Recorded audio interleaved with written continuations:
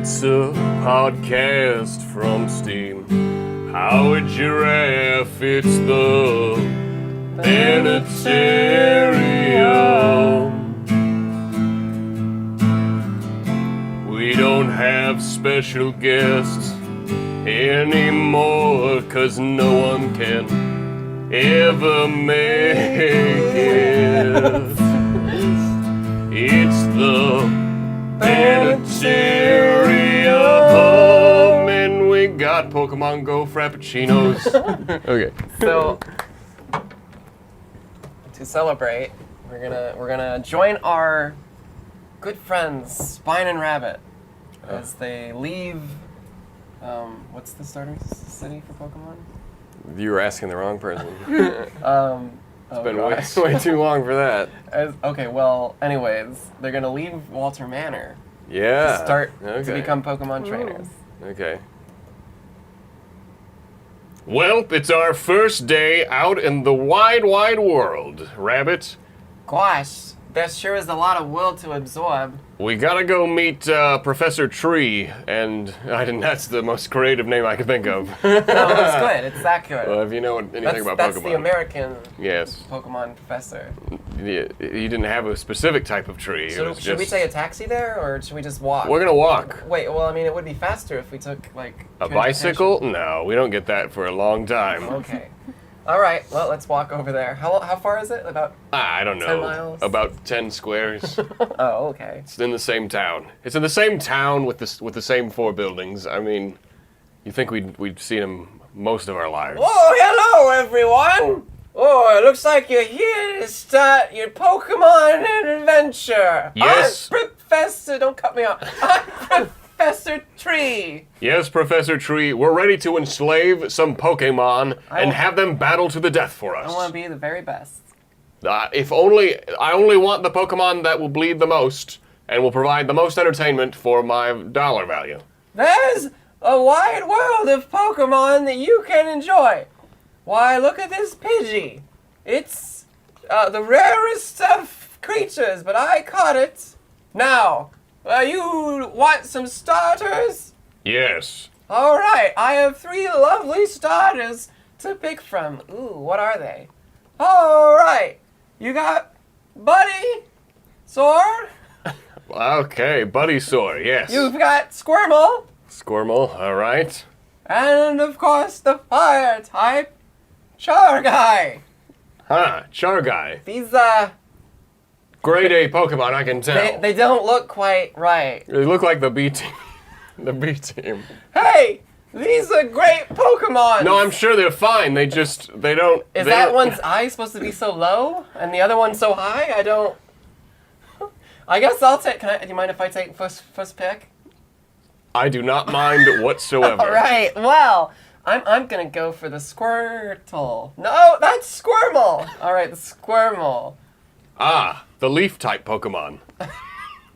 No, it's water. Pretty sure that's a leaf coming out of its head. Oh. No, that's some of its brain. This one was born with part of its brain on the outside of its head. Squirtle. Oh, boy. Oh, gosh. It's, I believe that's Squirtle for Kill Me Now. Get in the Pokeball, little Squirtle. Squirtle. Is he gonna fit in there? How do we... I just shove him in there. Okay. Don't they usually, like, have a little laser thing that comes out and beams Oh, him in? no, we don't got that fancy stuff here. I suppose this city is only 4 houses big. So... Yay! Yeah. It's a lot of goop seeking out of there. Yeah, Was that in the Pokeball before you put him in there? pretty sure. All right. Now it's time for me to pick mine. Aha! Oh, I have another one if you'd like. Oh, okay. What's the 4th option? It's the electric type. Ah, this outlet on the wall. Yeah. I knew it was hiding as a Pokemon. Let me just pull that out of the wall.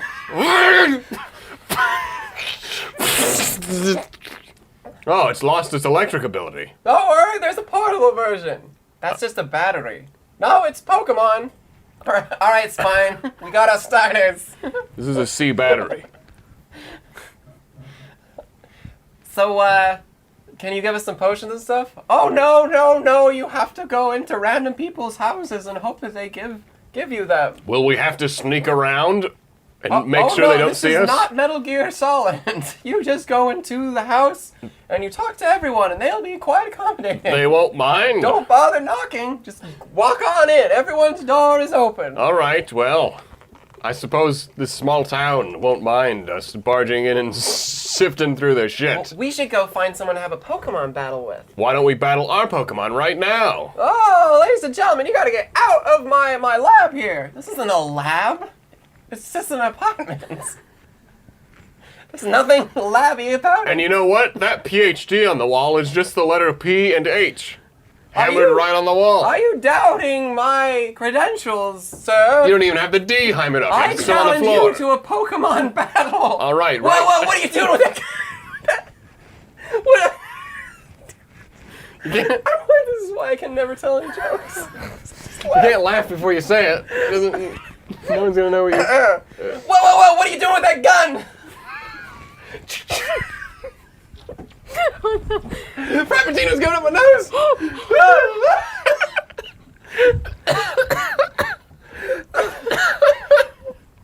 Battery! Duracell action now! Oh wait, I'm a robot. This doesn't even matter. I did not account for that! Quick, Spine! Use your Pokemon! I'll just use my my own abilities. Oh, this is the battery! I throw the battery at him. Oh, my eye! I'm not supposed to get battery in it! Okay. Well, so who won that? It's kind of a stalemate. I don't know why you shot me. That it was a battle between Pokemon. That is a very rare type of Pokemon. Firearm. No, it's a gun. Oh. Alright, get out of my house. This is an apartment. You can call it whatever you want, so let's get out of here. It's fine. Let's go find a real Pokemon trainer to battle. Let's go find our bike. Oh, okay, sure. Our tandem bike that we're gonna have to ride around. Alright. Enjoy your adventure in the wild world. But shouldn't we be going to school? Pokemon. No. We are hundreds of years old, Spine. I know, but like, children? I can still see you on my property. You might want to move before I call the Popo. There's no police here. There's no I've seen police. the town. There's There's like nothing. 4 people. One's like one's zero- our house. There's zero apparently. crime. There's zero crime. All right. Even the bad guys just want to battle Pokemon when they could just, you know, do something more nasty. Wait, how about you and I have a Pokemon battle? Well, I lost my battery, so I don't have any Pokemon anymore. Oh. I guess I could go try to Let's go. walk around in that tall grass over there. Let's see. Let's see if we can get you a new one. All right, here we go. Oh, I stepped on something. Oh. It's yellow. Oh. It's got a curvy lightning bolt tail, rosy nice. cheeks. Must be a Diglett. It's dead. Oh. I'm just gonna. Good thing you can't see this. Just gonna scrape it off my shoe. Wow, that's a lot of blood. That's quite a bunch. I Wow. don't think they would store this much inside them. It's not coming off. I'm gonna have to use the side of the curb here. Wait, I know how to do this. I got this extra Pokeball here. Let me just capture the gunk on your shoe, and now I'll get it off instantaneously. Yes. Well, it took part of my shoe with it. I'm gonna have to get these resold. Looks like I got another Pokemon. Well, you know what? Our Pokemon adventure's gonna have to wait, because now we're going to the shoe repair store. Next time on Spine and Rabbit. No one's gonna turn in to see that. Have a cool adventure show. Okay. Alright, well. Now, if I can just stop laughing at my own jokes, maybe I can actually. Develop comedy. Yes. No. Okay. Well, that's our episode. This says Chelsea. Hi. That's Wait. because she's I the one ordered that- them. Oh. Mine says C2. So let's talk about our. Oh, wait, we should introduce ourselves. Let's introduce ourselves for those of you who are just tuning in. My name is David Michael Bennett, and I play the Spine in the band Steam Powered Giraffe. My name is Isabella Bennett, and I play a rabbit in Steam Powered Giraffe. Oh, come on, you gotta do what I did. You have to, like, do it in the voice. Like, you have to, like, that's what people like. If you're the voice actor for fine. this. I'm Isabella Bunny Bennett, and I play Rabbit in Steam Powered Giraffe. Hi, I'm Chelsea Penyak, and I play You gotta do it. I don't talk on stage. Oh, you're right. That makes sense. In Steam Powered Giraffe. Use your character voice. Walter Worker Chelsea. Walter Worker Chelsea. No. It's I'm really tired. I'm sorry. You guys might have to lead today. I mean, not that I ever lead, but Okay.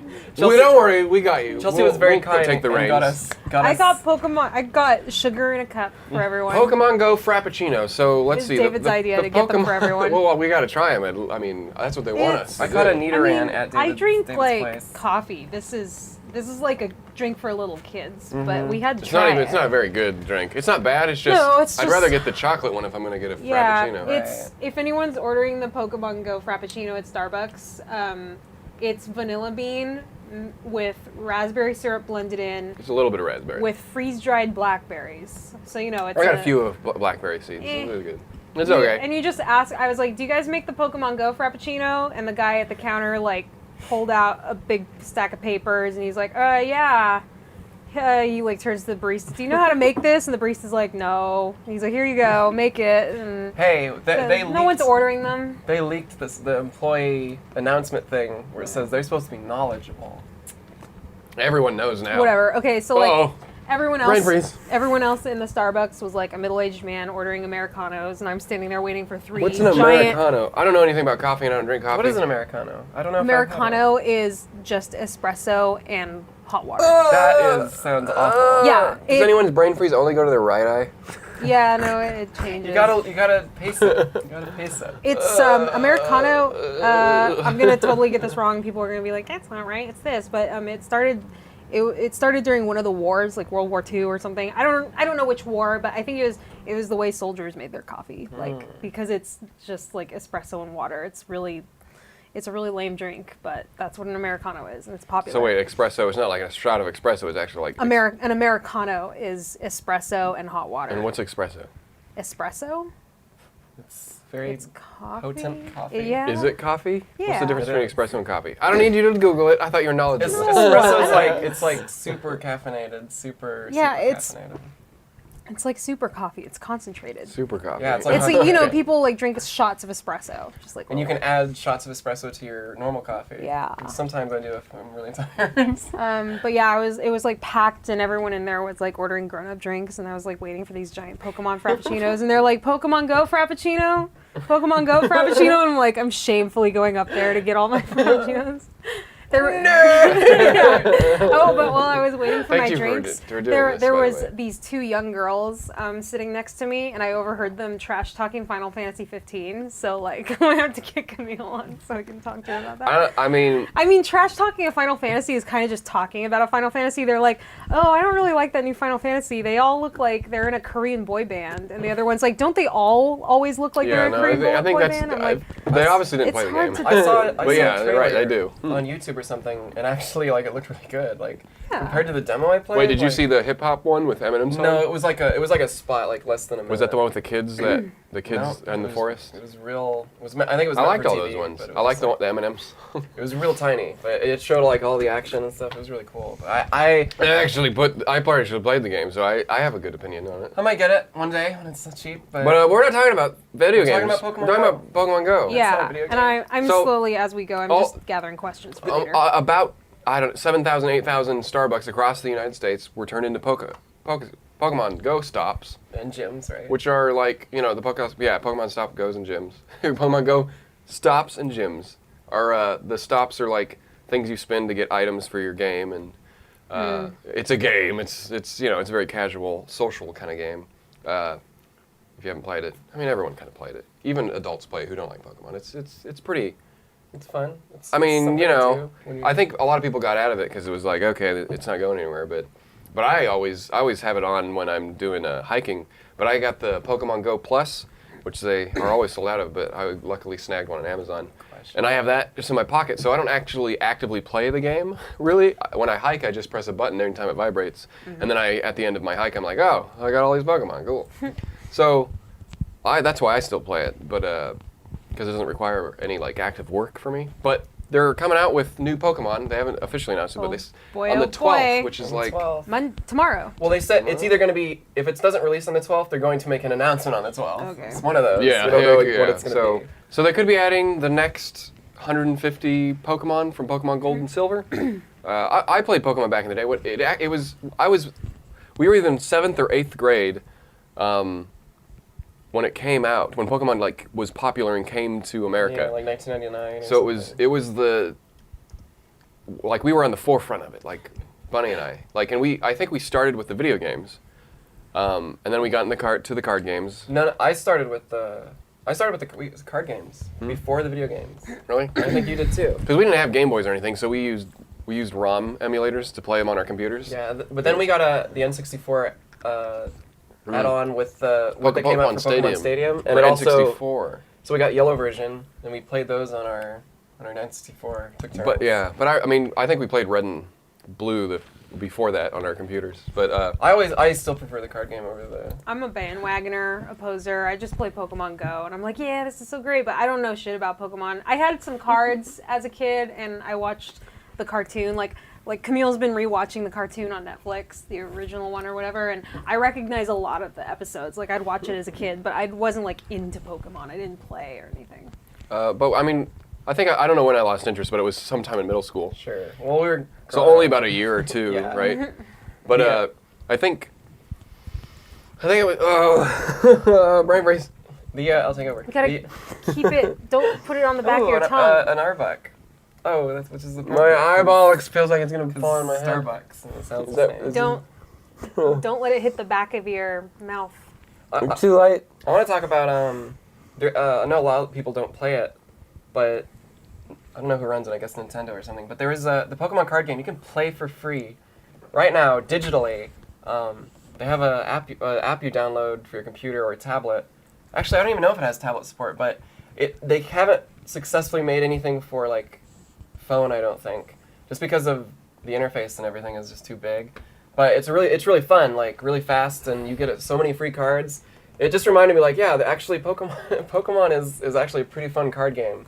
It's really good strategy, and when you don't have to like worry about energy, they just give you all the energy you ever want to build your deck. So it was pretty fun. I played that for a while. I had a Ponyta card.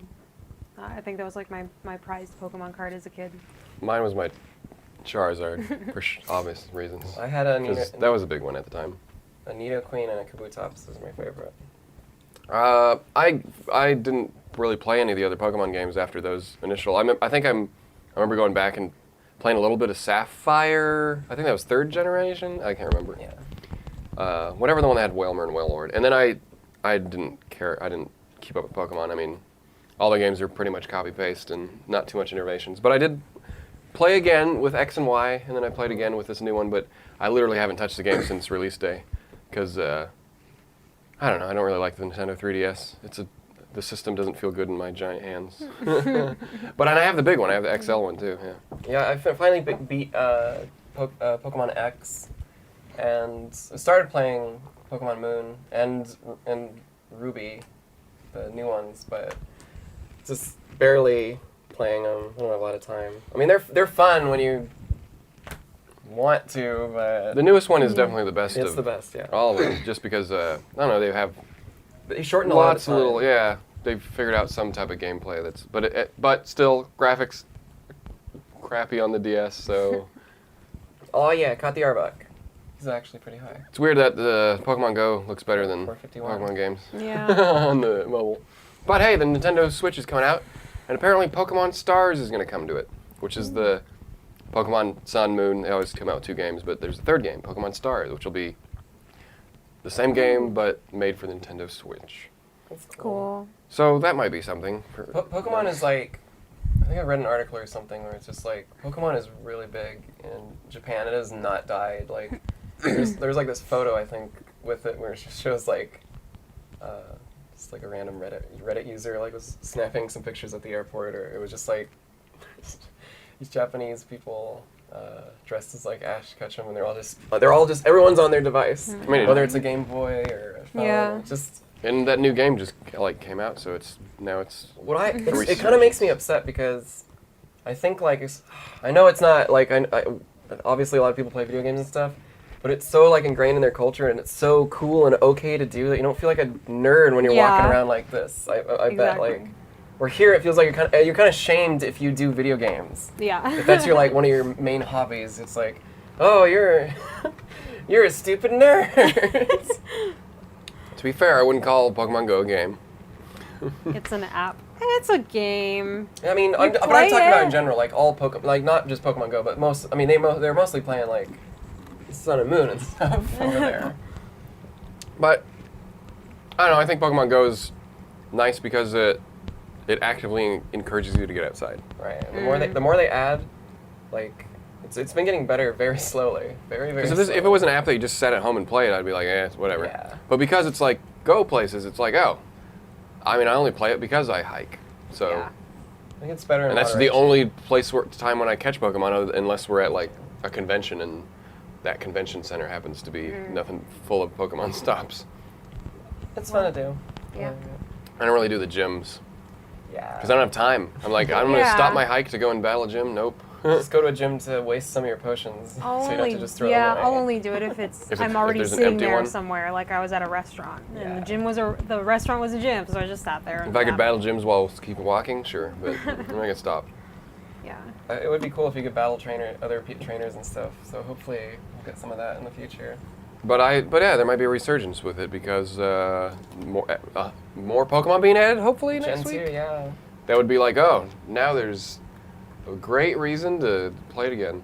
But I don't know, I see a lot of people who don't even know anything about Pokemon like get into it because it's that collecting mentality. Like, oh, I got this Pokemon. Oh, that one looks cute. Oh, this one's ugly, but I still want to catch it. I think it's also like it's telling of Pokemon staying power. Yeah. Like that, especially the first gens, that the creatures are attractive enough, or like they look cool and you want to get them. Like, I mean, there's good ones in the. They start adding following the ones. generations, yeah, and then there's like they start. The ice cream Pokemon. Yeah. Well, I mean, character design. You should be able to tell a character from its silhouette, and a lot of the new ones kind of impossible, right? Yeah. And that's the thing. You need Yeah. iconic silhouettes. Mm-hmm. Some of them are good, but I was a little disappointed in the current.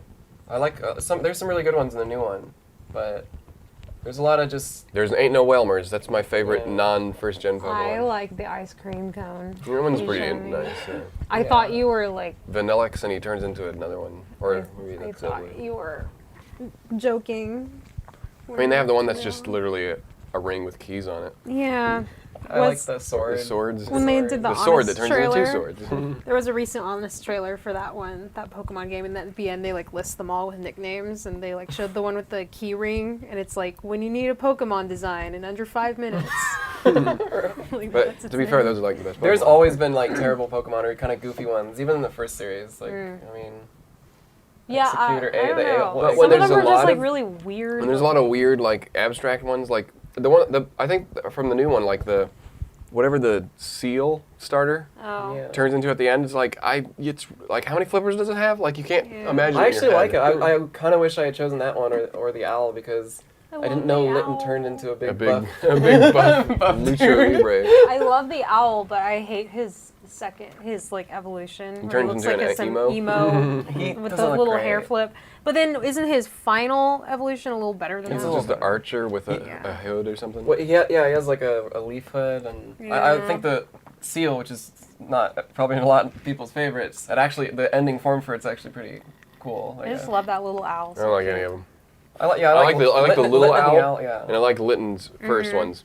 And I don't know, the second evolution of Litten is okay, but everyone else, I I don't just like like Litten, how he just looks unimpressed. It's a very good design. So, and the owl one's is a great design too. Just You know which one I can't stand from the first generation, at least on Go? Like, I hate the look of it, is the Magmar, the like fire duck thing. Oh, Oh, yeah. With I the, don't know. the weird, like, Magmar is so dumb. the like, his eyes, just like, I hate his eyes for some reason. The way they like bulge. It's like his full forehead is like pushing down on his eyeballs. Yeah, he like has a butt forehead. And I'm like, ew. Venomoth, though, I think we'd all agree that I he looks amazing in Love 3D. Venomoth. His eyes just look at you I no matter which way you look at He's him. so cute. I've evolved like 3 of them. I just like want an army of Venomoths. Yeah.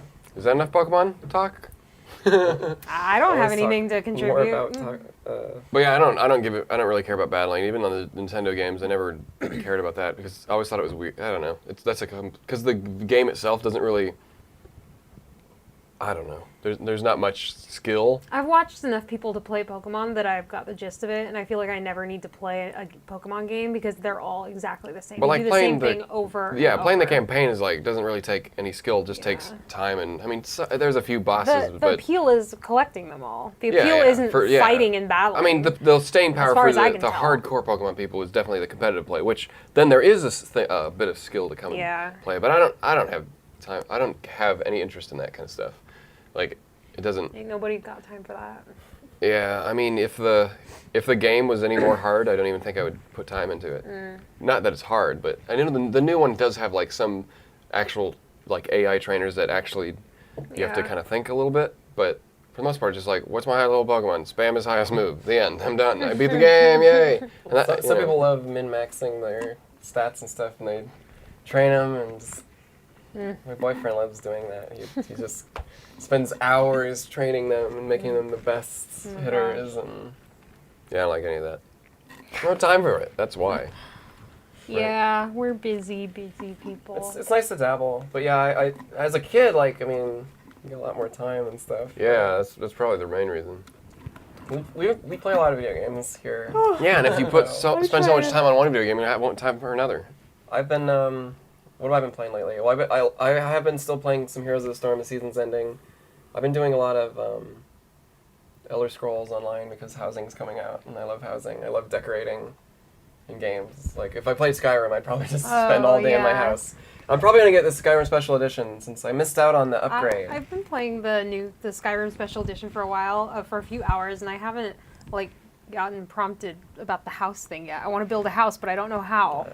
Like, no one's told me how to do that in game yet. As we look towards David for answers, We all look at you. Well, I mean, you could Google it, or you, or we could ask you. But Listen more? Googling, there's Is no that- there's no human interaction with Googling. yeah, no, you can. You need to. Maybe You that's do why need to people ask purchase the stupid spot. questions. Yes. Okay. And I believe, if I remember correctly, it's been a while, Yeah. but I definitely did that because that's all part of the Hearthstone. No, Yeah. sorry, Hearth. Hearth. What's it called? Hearthfire? Hearthfire. Yeah, that's the. I kept Blizzard thinking thing. Hearthstone too. Because of That's the- like a game. That's wow. It's a game or something on WoW. Yeah, I think you had to buy the property from whatever the nearest town is to wherever those plots of land are, and I think there's 3 or 4 in the game. I think there's 3. But you're probably best looking them up online because I don't know if there's Yeah. anything in game that prompts you. Okay. There's I played for a little bit. I'd installed like my normal Skyrim, and it still looks pretty good. Like, even then, just to kind of like compare, like, It's not like a big graphical leap, but I mean it's better just to have Yeah. the better version. and plus, yeah, I'll pick it up when it's on sale, or maybe I'll get it for Christmas. I don't know. We'll see. But I jumped in and I was like, yeah, this is pretty fun. Like, and how it compares to Elder Scrolls Online. Elder Scrolls Online has kind of gotten closer, but why I like both of them and why Skyrim's really great. It feels like you can just get lost in the world, right? Like, you just wherever Well, you go. I don't know about an MMO, but I can definitely with Well, Skyrim. Well, yeah, definitely Yeah. with Skyrim. It's like, and plus the day and night cycle, that things Yeah. close at a certain time. Yeah. The MMO doesn't have that, but there's a lot of similarities, and it's what I like about Skyrim is the same thing I like about ESO. Just going around doing random quests. ESO did not used to have that. It used to be very linear. Now they just open up everything. You just go off, and when you find someone, Yeah, I think I played a little bit I when it came to love that PS4, about just 'cause they had a Skyrim. free trial. yeah, but their update was after that. Only But in I mean, October. the biggest thing with MMOs for me is that I just am not engrossed in the world. It's so obvious Yeah. that I'm playing a game, and I think that's the main issue for me. That's one of the things. Is like the Skyrim quests. They can have a lot more liberties to program some cool things that happen. Yeah. But in an MMO, you're restricted by the technology that you Yeah. incorporate into your game. So it's Right. like, collect me 5 pieces of cheese. And then that's when I start rolling my eyes like, no. I'm So not it's all gonna about do the that. story. I think the story in both is pretty engaging. Or when you just like see people running around do the same thing, and you're like, it's just like, I love multiplayer games, but there is something kind of magical about jumping into Skyrim and just having this Yeah. whole world to Yeah, because explore. it's at your pace, and you don't see someone like running to this guy talking and then running away, running back. Running Yeah, to I love turning the like quests. spontaneity of it and not knowing what's gonna happen, even if you plan something else. Because I was doing some little side quests where like this guy in Whiterun was looking for a fugitive woman, and I was like, I don't know which one to side with. Do I turn her in or do I kill the guard and like help her, escape? And so I looked it up online, and everyone was like, she's the liar, you should turn her in. But there's benefits to both sides. But I was like, okay, I'm probably going to do the right thing, and I'm going to turn her in. So I rushed to her house, and I was like, I'm going to help you escape. And I was planning on leading her into a trap to, bring her to the guard. And on my way there, like on my way out of Whiterun to the stables where the guard was waiting for her, I lost track of her, and she like stopped following me. And like, I couldn't find a way to like activate the quest after that. Like I kept trying to search for her and she wouldn't follow me to the stables, so I had no other choice unless I wanted to end the quest. I had no other choice but to kill him and like do the option that I didn't want to do. So I was like, well, otherwise it's just going to be like stuck in limbo forever because she won't follow me. So I ended up killing the guard and helping the fugitive who like betrayed her kingdom. So it was just like fun, like, even though I had another plan, that's just Skyrim can be buggy. It's buggy, and that like adds to the fun of it. I've had the same thing in both games. It's just there's just these weird things that happen that you have to try to figure out. Yeah. I don't know. I hate looking up guides only if I'm completely lost because. Yeah, it's usually when a bug happens and you look at a guy like, okay, I know what I'm supposed to do, but why isn't it working? Yeah. But that's just games in general, like. But for the most part, like and it's usually like something like, oh, I'm not clicking the right part of the item, or I don't know, something stupid. Yeah. So they're gonna. I mean, we know they're probably working on next Elder Scrolls game. I mean, Fallout's great and all, but I think what the appeal of Elder Scrolls is over Fallout Is it the setting? is the setting. Because here, how many? I mean, I like Fallout, and I played all of them, and I played at least the campaigns for all of them, and New Vegas, I did every side quest. Every side quest. Fallout 4 is just so much. I was like, okay, I'm done. I'm done after how many 60, 70 hours? I was like, okay, I got the story. You're right. I don't need to do any more. Fallout's it feels really nice. It feels like. But I never want to go to that world. I'm like, nothing. Let me go relax in this post-apocalyptic shithole. That's what I was. That's what I was you're getting getting into. Yeah. Basically, it's like it's really great. Like I played a little bit of it, and I was like, this is awesome. And then I'm like, I'm not attracted to the post-apocalyptic. I'm not either. I guess that's more people. Some people like that, but like I don't want to unwind in a wasteland full of mutants who are chasing me constantly. There's something about a fantasy. Skyrim's more relaxing. It's kind of like Grand Theft Auto in another sense. Is like whereas Grand Theft Auto's like it's fun. All the gameplay stuff, the multiplayer, like all that's amazing. But like as far as like what I'm drawn to, I'm not drawn to games set in a modern setting in a city where I'm like I live in a city. I know what a city looks like. Yeah. And maybe that there's a game out there that is fine, but. It's the more fantastical settings that I'm drawn to because it's more like this is not like my own life. Any game is fun to play, but then there's a specific category of games that I like to just get lost in when I'm tired or I want to unwind, and those are always games like The Witcher or Skyrim. Just stuff that's in a fantastical setting. Yeah, it's either got to be set in the past. I don't want to unwind in GTA. It's got to be set in even the past. Even though it's fun to play. Set in the future or set in a fantasy land. Yeah. I like that. Like, the only critique I have beyond some of the derpiness with the combat system and some of the other things in Skyrim that I'm like, this is a little wonky and I like it better in other games. And Fallout 4 has a little bit more improved stuff. A little more elegant, I guess, but definitely, I do like the simplicity of Skyrim, to be honest, like over Fallout 4, but what simplicity like? Just it's a lot more basic. Like you don't have to like track, slow down time and like track where you're gonna shoot them and stuff. Oh yeah, But it's like the setting's good and it's gorgeous and everything. And it just kind of I don't know if it suffers, but it's generic fantasy, high fantasy type stuff, and that's because in the game's origins, Elder Scrolls. Arena and stuff that's what it was. It was like that whole genre, like '92 or something. It's just basically like Arena. Yeah, it was the first Elder Scrolls game. Was it? You can actually play it for free on your desktop. Oh yeah. I played Morrowind back in the day, and I was like, this is such an in-depth game. You can equip different pauldrons on your arms. You should play Elder Scrolls 1 and 2. They're going to. But it's just kind of fun to look at them because they're free, and you can just like, this is so old school, but it was so groundbreaking at the time. What I like is like it's done really well and it seems very grounded in reality. It would be cool if there was some more fantastical stuff. Like, I don't know what I mean, but like, not that this is a good example, but style-wise, I guess, like Final Fantasy Online, like there's kind of it's the Japanese high fantasy kind of.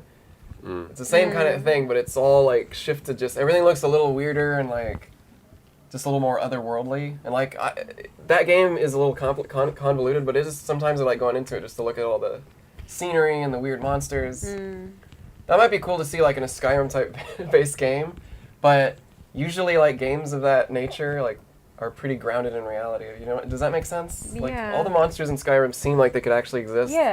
There is some weird ones, but I don't know. It's very generic high fantasy, I think. I guess that's what you're looking for, though. You know, like I don't It's want an true. overly stylized monster. Yeah, I mean, some of this. I mean, depends on what you're looking at, and I guess in Skyrim, I mean, you should play more of it, I suppose. I really want to get into it, like especially because like over the years I've dabbled with ESO here and there, not a lot, but I've really gotten into the Argonian lore. Like, I just think that race is like the best race. They're like they're basically formed from a sentient hive mind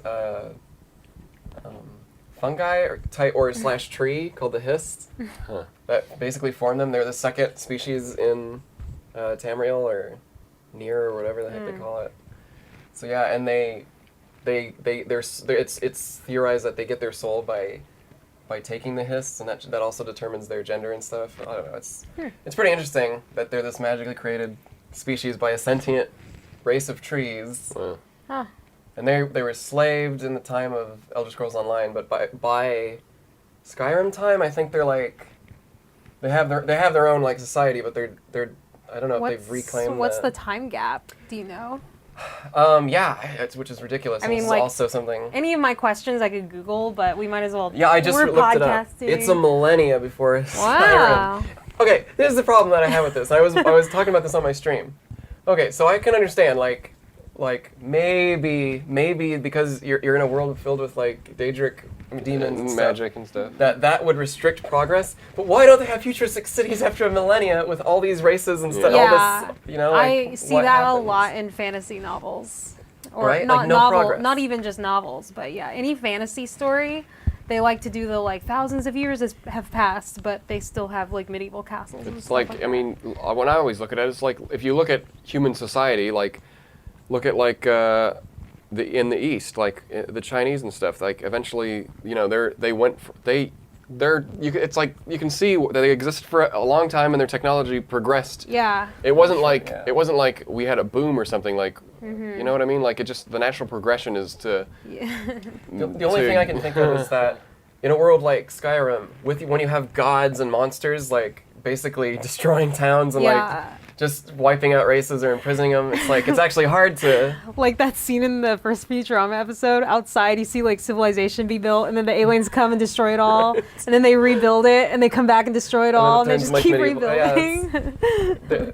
So I guess that's kind of where you. I mean, you can if you go from civilizations, like if something stopped progress, that sure, but There's the steampunk aspects. I can't remember what they're called. Are they the dwarves? There's some sort of race that was wiped out, I think. Yeah, But and they have like mechanical spiders and stuff. Well, I don't know who built those, but Yeah, the dwarves, I think. those are really cool. I can't say that I know much about the Skyrim lore. I mean, Yeah. I put a good 200 hours or something in it over the course of however long. Do you want to hear something really weird? You know the Khajiit, the cat people, that they come from a place called I think it's Elsewhere, which is weird. Like that's the name of their place. When they're born, they're not just they have a chance to not just be anthropomorphic. They can either be a full giant big cat like a lion, Whoa. like a four-legged lion that talks, or a small house cat, or a bipedal cat person. And like, how does that work? How does a house cat give birth to a human? Yeah. A humanish? Is that what happens? That's what happens. I swear. I How read do they it. choose? They don't. It's just random. Oh, it's Yeah, random. I think it's random. Someone you can correct if someone wants to correct me, but So like you pretty could sure have I a read that and I was like, I Khajiit or can't whatever, believe it. like a humanoid one, be like, oh, my sister over there, and she's just like this giant cat on four legs. Mom, and it's like a house cat. I don't know. I mean, as an Argonian player, like we hate the Khajiit. 'cause we don't Wait, have a who lot of- who are the Why? Argonians? What's Like, wrong what with do they them? look like? The lizards. Okay, So yeah. what are the cat people? What makes them bad? Well, no one's bad.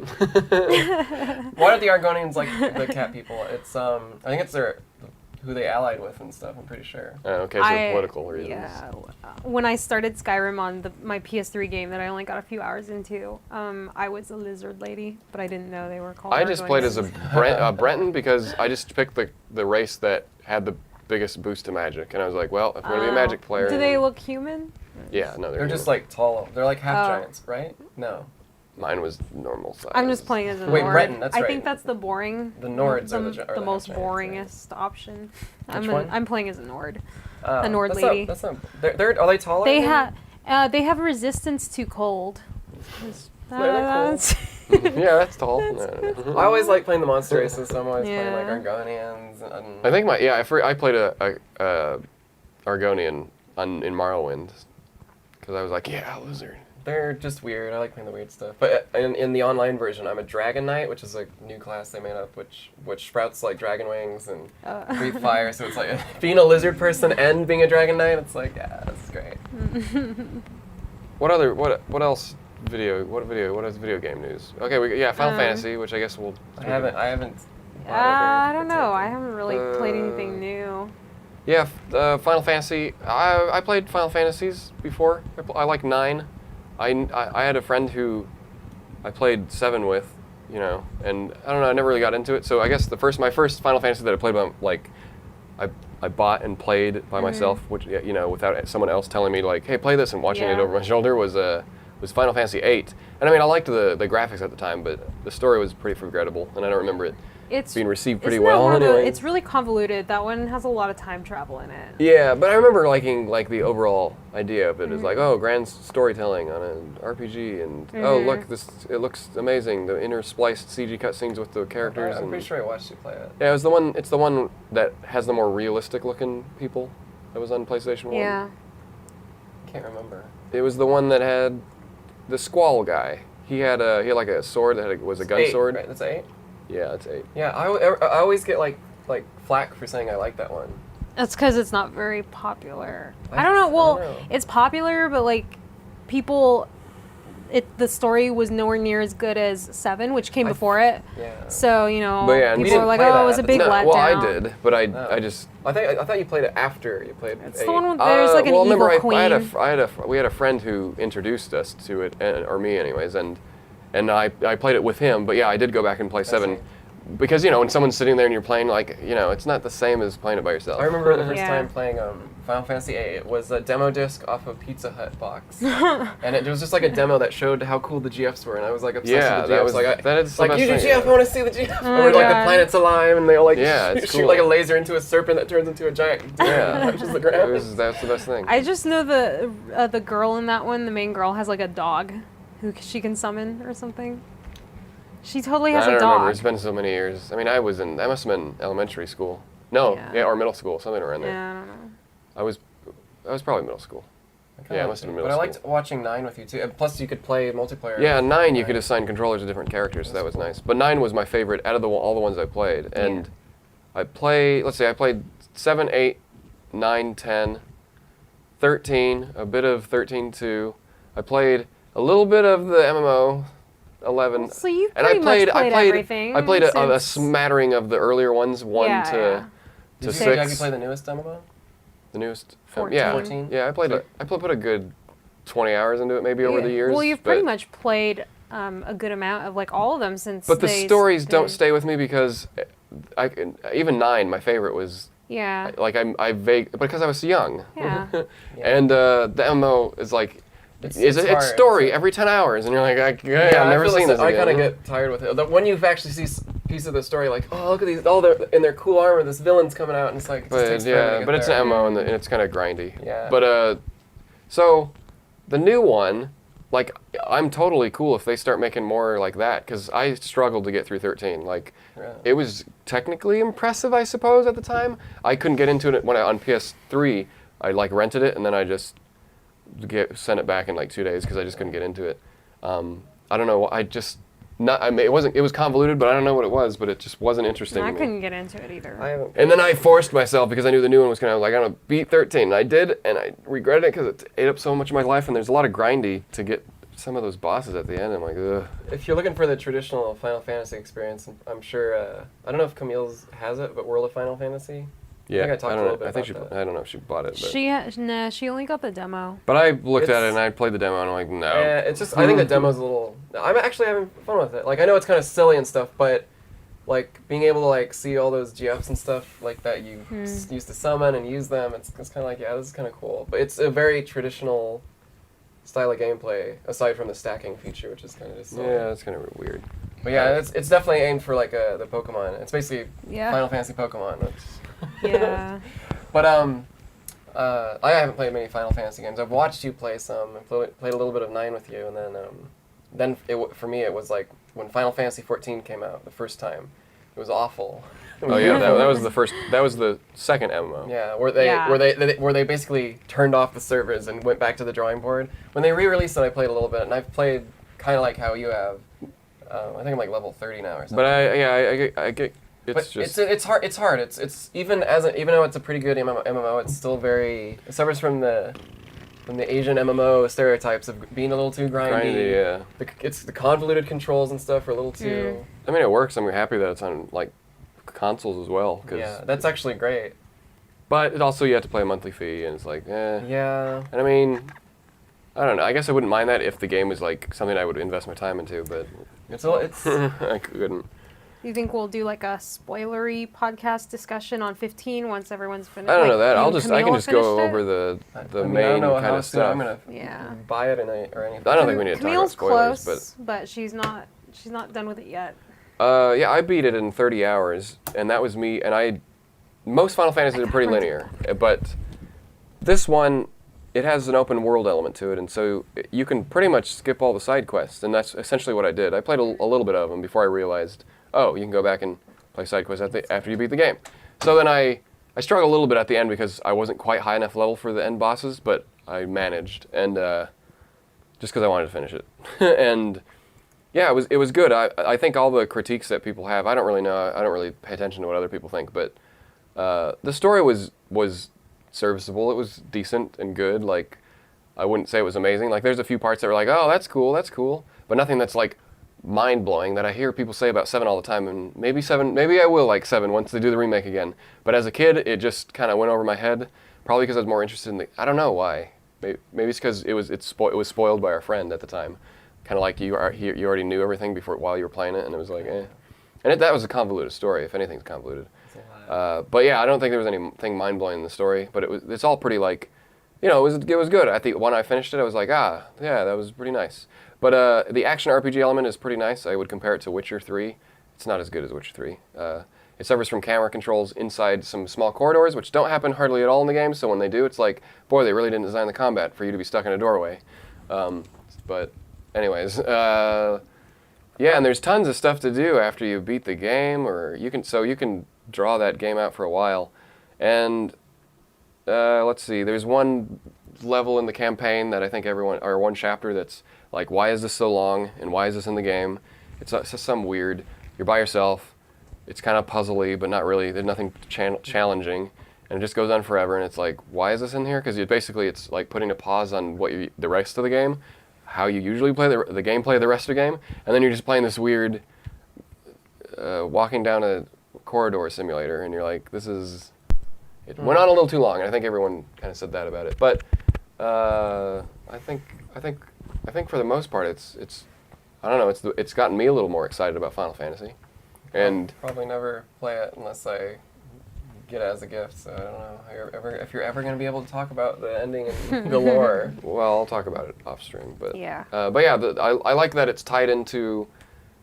I know that I haven't watched it, but there's an animated YouTube series called something Brotherhood, and then there's also the movie that you can actually go and rent or purchase, I suppose, called Kingsglaive, and all of it ties into the game, and it's like a direct link. It's not like, oh, it's happened in the same world. It's like you see some of the same characters and stuff. And I watched the Kingsglaive right before playing the game, and I feel like it works either way. If you play the game first and then play and watch the movie, they both give information to each other, but they both stand their own too. So, and I'm not gonna say it's amazing. I would say The Witcher 3 is amazing and how it's done. I'll still say Final Fantasy is pretty Japanesey, and that's not to be like an insult, but it's Japanesey in the sense of game. It's definitely taken a lot of Western Oh, totally. game ideas like to heart, because I mean the controls are great. Like I felt like, oh, this is actually a fun game to play as far as a game goes. As far as a Final Fantasy game goes, I guess it really depends on what you like about a Final Fantasy game. Because I mean, I like the turn-based stuff back in the day, but now I kind of like a more action RPG. I wouldn't say it's a hack and slash. Some people are saying hack and slash, and I'm like, a hack and slash would be kind of like Diablo, but even Diablo is a little more intricate than, say, just a hack and slash. Hack and slash is like 1 or 2 buttons, but this one has a little bit more managing than that. It's a action RPG. There's something about Final Fantasy, and I don't know if this is specific only to the series or if this is just a Japanese game or story thing in general, but for me, a lot of it is like super cringy the way it's very melodramatic. Yeah. Is that I noticed that with some other Japanese games and stuff, or I don't know if that's just Final Fantasy, but it's kind of like this hallmark of their series is that like I cringe with secondhand embarrassment at some of the overly dramatic and like melodramatic It's definitely anime. acting and like I've seen some anime so pained and emotion and like this isn't real. This is like someone acting on a stage. And I've seen that in some animes. Like some of the animes that I watch, I'm like,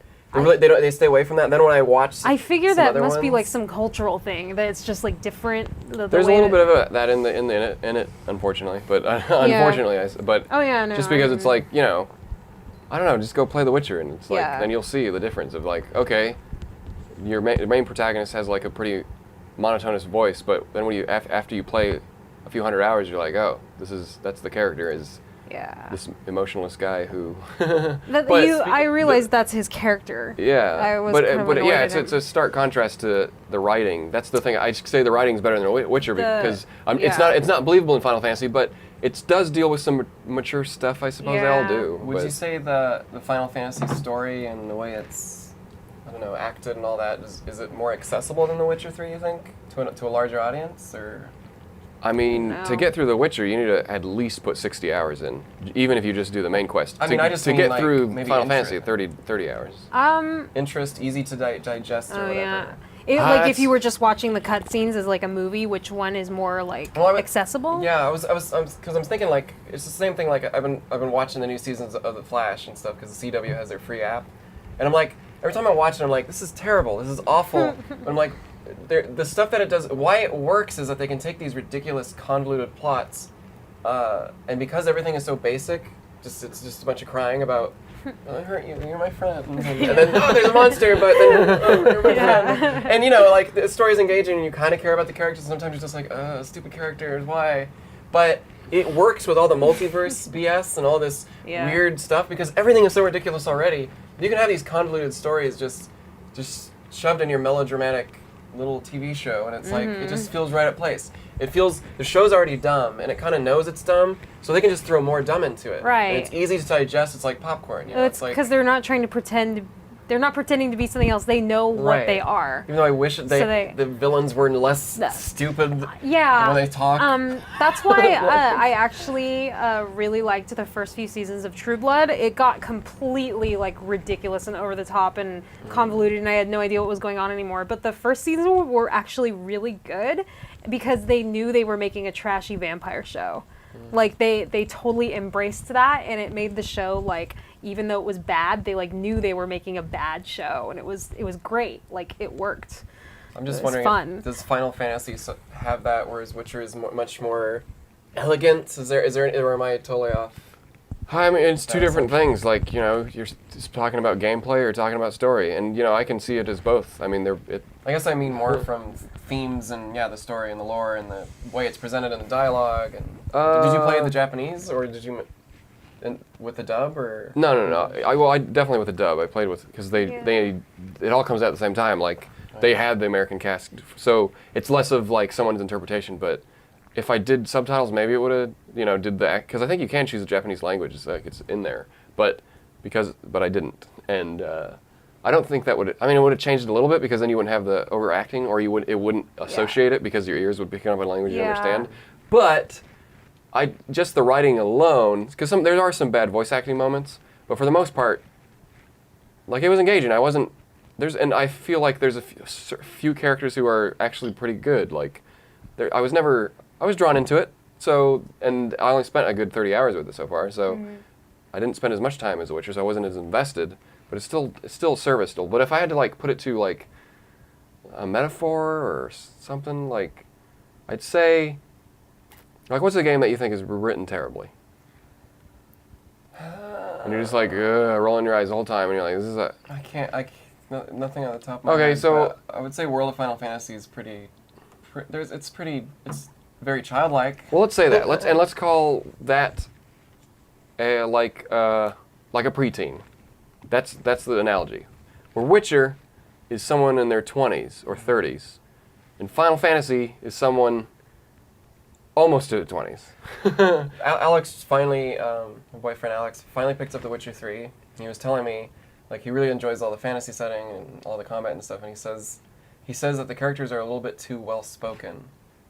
And he says sometimes the main character is like too, I don't know, badass. I don't know what that exactly means. Well, well, here's the thing. I think played enough that's Witcher I to think know. that's actually like he's supposed to be that way because of his The Witcher. thing with the thing is the best thing about The Witcher, and also maybe a downside to it, is the Witcher games. There's 3 of them, and I wouldn't recommend playing the first or second one. I've played all of them, and I'd say the third one is my favorite out of all of them. I've played like all of 5 minutes, and I love the heck out of it. I don't know so why. good. I I don't didn't know play how 1 a or game 2, can- and 3 is like one of my favorite games ever now. I couldn't get into 2. I kept trying, and I Yeah. was like, this is so hard. I don't want to do this. I'm Wait, definitely not one of those Wait, you people. said you hated it, or? No, you Number love 2, I did not like. Oh, I no, did yeah, not like. yeah. I kept trying to get into it, but That number was 3, tough, like yeah. in 5 minutes in, I'm already like enjoying the heck. Yeah, out of it. no, they definitely, the polish from 1 to 3, you Yeah. can see it. And they're an indie developer, which is great, because you play that, and I'm so happy that they got Game of the Year, And it and their looks expansion great. got Game of the Year Well, for this year, and I was like, it's based ugh. off a book, so there's a lot of yeah, backstory so that's there the to thing his is, character. 3 doesn't hold your hand. Like, if you don't know, and I forgot what a lot of his stuff when I between the games, because I'm not like a buff, I don't like get so into it, and I probably am forgetting stuff from 3 now, but they don't expect you to know things, Yeah. but they also don't, what's the word? They don't give you exposition, so you have to, like, this is Geralt, and he's this. Like, they literally they show you what he does. He hunts monsters. Yeah. Monsters. Monsters from He hunts the TV monsters. shows. But yeah, so... Yeah, no, it's Which is nice, because it feels like, oh, they're not treating me like a baby. Like, Exactly. I'm going to figure this out if I keep playing the game, and you it- do. And it's all dependent on who's making it and how well it's being made. I mean, you can. They got they the throw you- writer of The Witcher helping, Yeah. so it's like... They throw you in, and for me, it was like, visiting a new country and not knowing the language, but it wasn't like frustrating. I didn't know the backstory, and like, he meets up with like old lovers and stuff, and it's like people who he just talks to like he knows, but they don't hold your hand and explain this is so and Because so. you're like, well, I guess I'll talk, because you get to you get to choose for what me, he's talking it was about. just natural. It was like, it was just like. And they don't like In tell me real about life. that time. Yeah. it's all naturally. It was like I you was find out a about fly on them. the wall, just That's like kinda cool. in experiencing this guy's life, and it's number 3 in a series. I didn't play 1 or 2, but I didn't mind. I was totally. I mean, they loving designed the- it that way. They knew people weren't going to play. I didn't. the I other didn't. ones, I didn't so- know anyone. I didn't know the characters who he obviously knew from previous games, but I still loved the heck out of it. I'm hoping. But well spoken. Yeah, That main thing back to is that. The Witcher's based on a series of books and novels, and he just has a bunch of backstories, and he's not. I mean, he does. I guess his voice actor there. It kind of has to grow on you a bit. I guess that's probably the only thing that would be a negative in the game that I would say. it definitely because grew on me. because you're like, why is everyone else so much? Why He's am I really monotone. believing everyone else, and he's kind of like not yeah, he's not he- as good. But then you. I don't know, but then It's- you play Well, more of it, and it's his yeah, character. it's his character. It's like he's emotionless for a reason. yeah, with the stuff he um, goes through, and Because it has something to do with like being a witcher or something. You go I mean, through he these obviously has trials. emotions, like and- obviously he cares. No, So it's yeah. weird. It's weird when he shows emotion because it's like, But that's what I like, found oh, he myself sounds like. the same when he's I when was he's put sad. off by his voice when I first started, but like halfway through the game, I was finding a lot of his like line deliveries hilarious because Really, he's so yeah. deadpan, Yeah. and it's like. And he is being funny and witty and Yeah, stuff as the well. longer you go through and, the and game, it's the more you basically it's realize- like, I mean, just from playing it so many hours, there's a lot of like he has to do the stuff, and boy, it sucks, and Yeah. and he's gonna comment on it, but it's not like I guess it's not like overly sarcastic. But Yeah. he's also never super enthusiastic about anything. It's And, very like, I like, think I'm even stuck in this world and I have to do all And I this think shit. even some characters comment on it too, Yeah. the way he talks and everything. Like it's definitely supposed to be a part of his character. And like no spoilers, but I I realized halfway through the game, I was like, who does he remind me of?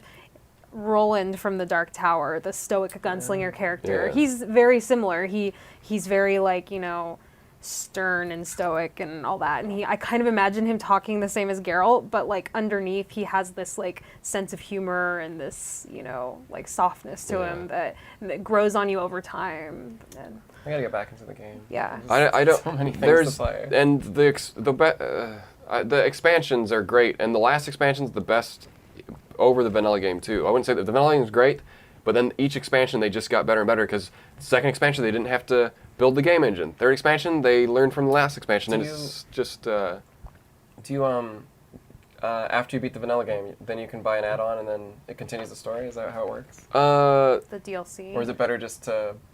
Is it better just to buy all and... There's the last. From what I remember, the first add-on.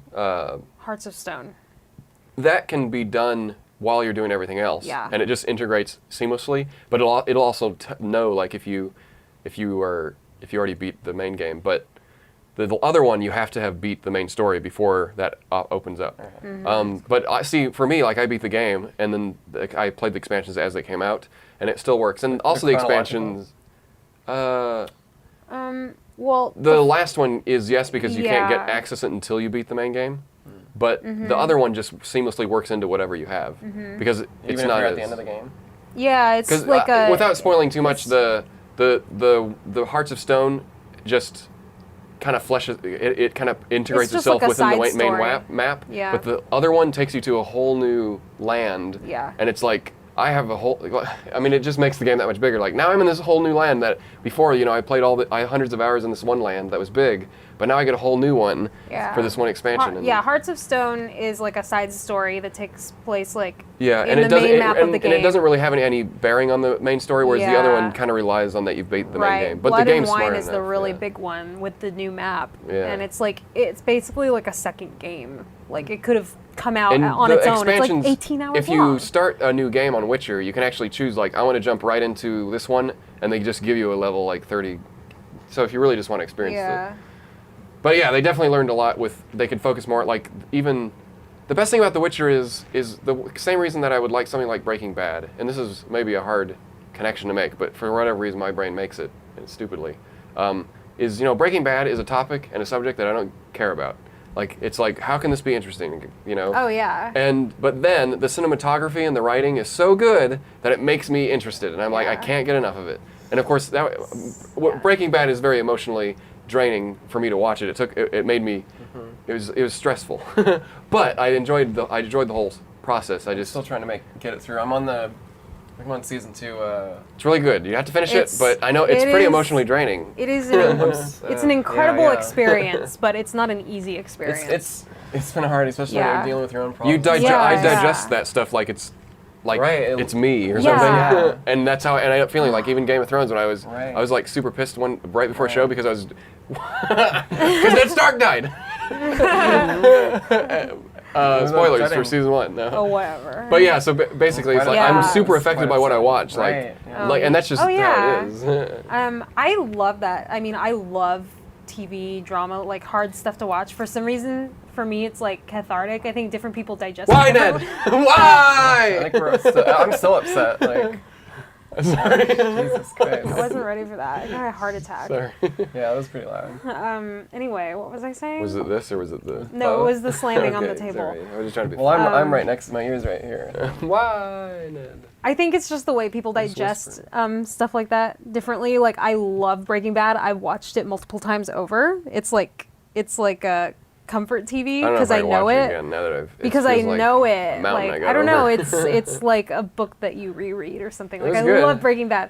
I can do the same thing with Mad Men. Watch it over and over. Oh but, yeah, Mad but Men like, too. That's my- less as emotionally involved. My dad for me. digests television and entertainment more like you too, I think. Where like when I introduced him to Breaking Bad, he had to take breaks because it Yeah. was too much for him. Yeah, I Even like though binging, but yeah. sometimes it's just too much. Oh man, it's so good. Because eventually you're Yeah. like, why? I mean, even be I am alive? drawn into it. Yeah. I left off on, I don't know the character's name, but the young guy, he broke into these drug addicts' house and they stole an Oh. ATM. Yeah, That's where I am. The ATM. Yeah, I don't know what's happening, but... Ari, did you finish that episode? Oh, okay.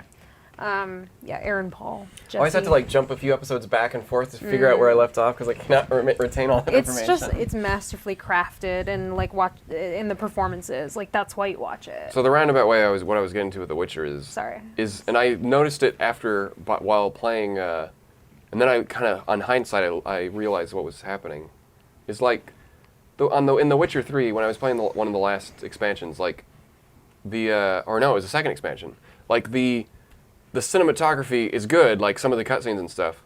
Not all of them, but it was like so good that this was just a guy sitting on a post giving exposition, like a fence or something, giving like exposition of like intentionally because I'm asking him about it. And it was like the most interesting thing that I was watching. I was so I get that a lot. Witcher 3? Yeah, I Yeah, get that a lot that's with great. Witcher 2. Visually, it's and so you know, and then interesting. I contrast that with like in the vanilla game where there's this one thing where you're talking to this baron and there's this whole. It's like a small side quest that turns into a big thing, and it's part of the main story now that if I remember it. And like, you sit there and you literally can spend an hour talking to him about his family and stuff. And like, if you don't want to, you could end that conversation and just go away, and it'll feed you only what you need. But I was just asking him all these questions, like, okay, what about your wife? What about your kid? Like, and it just gets dark, and it's like, and it's partly the voice acting, but it's also written like really well. Yeah. Like, it's just. It's great. I guess it reminds me of Game of Thrones too, like, you know, where they can stretch out a small plot because there's dialogue and stuff. It's like, and it's never like too much. And then of course, like, well, I want to go fight monsters, but I spend a lot of time in Witcher 3 like talking to people. And sometimes if I wasn't interested in whatever they're talking about, I'm like, okay, I'm just gonna go do your task. But For what it's worth, like I think the human element is important, especially in fantasy games or anything like. Yeah. For all the crap to talk about, like the CW shows. In its basic presentation, it's the audience that it captures. They're getting that fulfillment of the human element, and also if they have an interest in some science fiction and stuff, so they feel like they're getting their meat. You have to have heart, right? Right. Like I However you understand can that connect with someone. That's how you. The Flash and Supergirl are like really corny shows, but the people I know Supergirl's a who little like better, it say that like about Arrow? it's corny and stupid, but it has heart to it.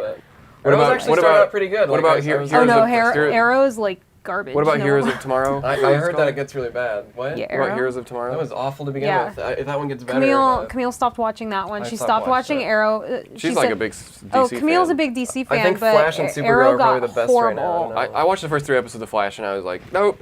Yeah, I wouldn't think you. I don't want to judge it too much because I know so many people like it. Yeah. And I watched the Honest trailer Like- for it, and Like I I'm was like, saying, okay, like I guess it's I don't. It's like popcorn. It's like it's different levels, and everyone's different. It's not to say that something like I don't know what to contrast. Well, it with. you Something contrast like it Game to, of Thrones or Westworld, Netflix where it's Yeah. very cerebral, and there's Right. some like there's some carnal type stuff involved. I don't know. And like it doesn't appeal to me personally, like Flash and Supergirl, but it's entertainment. Like, you know, Camille loves Breaking Bad, but she also loves Supergirl. And Yeah, it's not yeah. like she thinks Supergirl is better than Breaking Bad. It's just, you know, what you I think it's enjoy. more like what do I I think what we're do I more wanna invest my time? We're Yeah. more introspective in. We're more Yeah. consumed in other aspects of living than maybe the relationships that you see on some of these shows, where it's just very.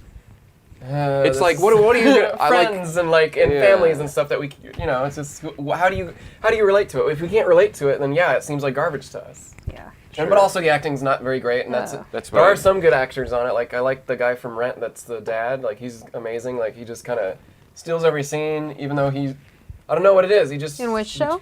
The Flash. Okay. From the 3 episodes I saw, and he wasn't in there much. He was the best actor. He's in the Gorilla Grodd scene, which is. I don't want to say they're always bad like- actors. It's like you're only working with the No, material. yeah. You're They given. have their Yeah. moments, like definitely like they have their moments in the show. Like 'cause I like Supergirl. Like there's a lot of corny parts, but it seemed to be less in the first season than. I've heard a lot about the what's her name who played like Ally McBeal, the boss. Oh yeah, she's actually pretty. I hear decent. she's a scene stealer, She is and like pretty good. she's like one of the best characters on the show.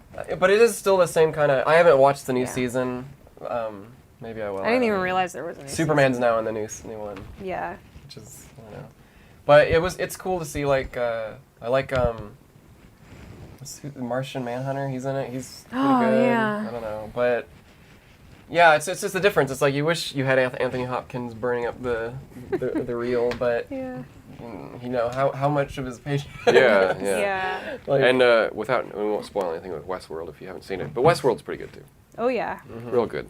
And if I can plug another show in the vein of Breaking Bad, where it's like super hard to watch, but like excellent film and television making, 6 Feet Under from HBO. It's an older show. It's like one of the best shows I've ever watched, but I don't know if I'll ever rewatch it because it was so emotionally taxing. What about Boardwalk oh, Empire? I still need to finish. Oh, that. it's great. Oh my gosh. That Boardwalk was- Empire is another one of my favorites. Well, it's one of those. Like I usually, when I am watching a show that has a series and like it's already been out, and I don't really binge it. I usually like will watch 1 or 2 or 3 episodes a week at night because that's where my free time is. I either do like Final Fantasy. I just did that like an hour every night for 2 weeks or something. It wasn't an hour. It's probably more than that. Yeah. But then it was kind of sad that it's like it's over. Now I have no other show to watch. Yeah. Nothing's going to fill that gap. Cause it won't. You'll have to find another show that's like. And Westworld was cool when it came out. Cause Has it was anyone seen Deadwood? Oh, yes. Deadwood. I keep looking at that like, oh maybe my I'll God. start watching it. Maybe. Oh my God. But doesn't it not end? It's one of my favorite shows. It was canceled after season 3, so it kind of ends on like it doesn't end on a cliffhanger, but it obviously wasn't finished. It wasn't like a neat bow wrapped up. It was just kind of like, okay, that's the end of season 3. You know, tune in next year. Oh, never mind, we're canceled. Was that but an episode where they it's just so came good. out and I'm said that? sorry. I love Deadwood. I got into it like a long time ago, like back in 2010, 11. Ian McShane is amazing on Great. it. I'm good. It's glad to hear. that it's I good. would definitely recommend it. It's like the total opposite of Westworld. If you're looking like, oh, I want to watch a Western, this is like really gritty and like, yeah. It's really good. Maybe after Boardwalk Empire. I want to rewatch it. Where are you in Boardwalk Empire? It's hard for me to remember. I'm gonna have to go back in and it's kind of blur. The episodes start blurring together. And Yeah, it's no, been so yeah, I long, get but yeah, I must be in season 2 by now. I don't know. Oh, so you got a ways to go. Which is good chunk. I just It gets better. That's one of those seasons because when I mean, it's a great show. I'm watching them. I'm watching it like one after the other, not like in the same day, but like when I watch it, like I feel like it holds up, like it gets better as it goes on. Like Yeah. if you have to Boardwalk wait a Empire. week in between, there's kind of like that's a week, you know, when it Still really premieres, good. or a It's- year in between seasons. That's you know? another one that's really well made. I watched Boardwalk Empire from day one. I watched it live, all 5 seasons. And while I was watching it live, when I had to wait a week between every episode, I didn't think seasons 4 and 5 were as strong as the first 3. But then when I rewatched it all together back to back, it was like consistently good all the way through. I was like, oh my God, this is amazing. I forgot how good it was. And that's one that really holds up as like a really solid, well-made show. I have something to add to that, but I wanted to Oh, yeah. continue the thought thing. There's a show that you need to watch. I think you'd love it. Hannibal. Like, I don't know. no, why is no one like? Because That show is I amazing. I feel I liked don't want to it. watch a horror movie. It's oh my It's- gosh, it's the TV. best parts of, It's, of horror. Like it's not about jump scares. I don't even know There's if no there is any jump. jump There's scares. not a single jump It's scare. But didn't that psychologically- one also get canceled? Is not coming back? Well, I Unfortunately. didn't even I didn't watch season 3. I watched 1 and 2. Didn't get renewed, but One it's not, one never is say like never. standalone. You I'm saying could. that what the I actors mean, are gonna Fireflies may come back. Their but- actors are going to move on to other projects. There's no. It's not coming back. it's Yeah. really good. Like totally worth it. If you liked Yeah. Silence of the Lambs at I'll all, watch- then you would love this. And then it's so beyond that. Like the artistic Yeah. value. It's so It's surreal. very some surrealism almost. Yeah, like you can it's not just like, oh, it's a murder show. It's like Oh, not only yeah, are the yeah. murders like Geiger-esque horror shows, like Yeah. there's so Very- many dream sequences or hallucinations, and you don't know what's reality. That are and stuff. very well Well, shot. probably- So watch it the eventually. cinematography is amazing. It's just I'll so watch. gorgeous. I'll watch Hannibal 2, Hideo Kojima's. It's Yeah, I normally don't like horror. horror stuff, but Yeah. Hannibal is it's disturbing to look at just because Yeah. of it's beautiful and terrifying. Did, and did you like, watch all of it? I watched that. How did you think 3 held up to 1 and 2? Because I heard it wasn't as good. Well, I think the pacing got, Yeah. everything changed. So I can Yeah. appreciate that it's not just rehashing, because I was starting to get tired of like, Yeah. oh, you still haven't figured out who's the killer, huh? Really? I think They're all- Hannibal season 1 was the last Blu-ray set I ever bought before I Blu-rays phased out. Not for some people. Some people are still buying them. but that was the last like physical Blu-ray I ever bought was season 1 of Hannibal. And I thought season 2 was like meh, except for the last episode. I was like, holy shit! But like 1 can totally stand on its own. It's so good. But now it doesn't even matter because, like you were saying, if you just binge all of it, even if there's a weak episode, it's so worth it. Hannibal is. It's just easier to binge. I wish there was more. It made me like go and search out for other things like that. I tried Bates Motel, which was all right. Oh yeah. I never picked it up, but I would say Freddie Highmore is a really good actor. Those kind of competed. They started at the same time. Yeah, they're not the same, but Yeah. it's really good acting in that show. I know.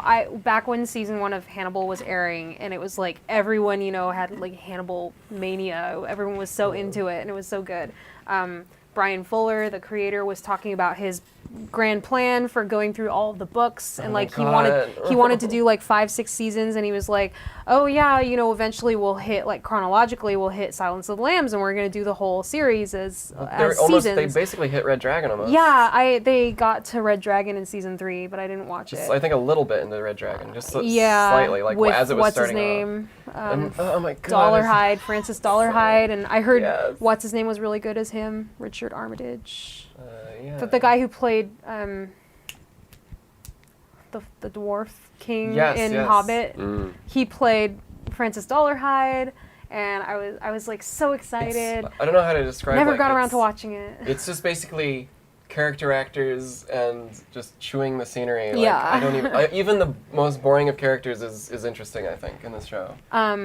It also, like, I'm so sad they never got to get to the book material like Silence of the Lambs and stuff, but I also heard that they were having troubles getting the rights to Clarice because like her character on film is owned by Lionsgate, or it's some other company. They had like some weird legal battle for like the character of Clarice, and that's like they were gonna have to like just have a different character not named Clarice in the show if they had gotten that far. So I'm kind of like, well, if maybe they stuck we to the got books, which I haven't read, but I'm a little bit. I understand like where they went. Like, I read all of them. Gosh, like seeing that on screen and how they would do that, like how it finally ends, would just be like. I can't imagine like all the cool imagery and stuff they're gonna. I read the main trilogy, but I never read the 4th book that he was basically forced to write. Everyone says it's really bad. Hannibal Rising, the prequel. He didn't want to write that one, and everyone's like, it's not that great. But I read the original 3. Well, he did want to write it, probably because of money. but but his heart wasn't in it. No, isn't it kind of like Pixar? It wasn't a story he wanted to tell. Well, I suppose we're gonna do it because otherwise Disney will ruin our property. It was basically the Darth Vader syndrome. Like, we didn't need a trilogy telling how Anakin became Darth Vader. Unless it was well done.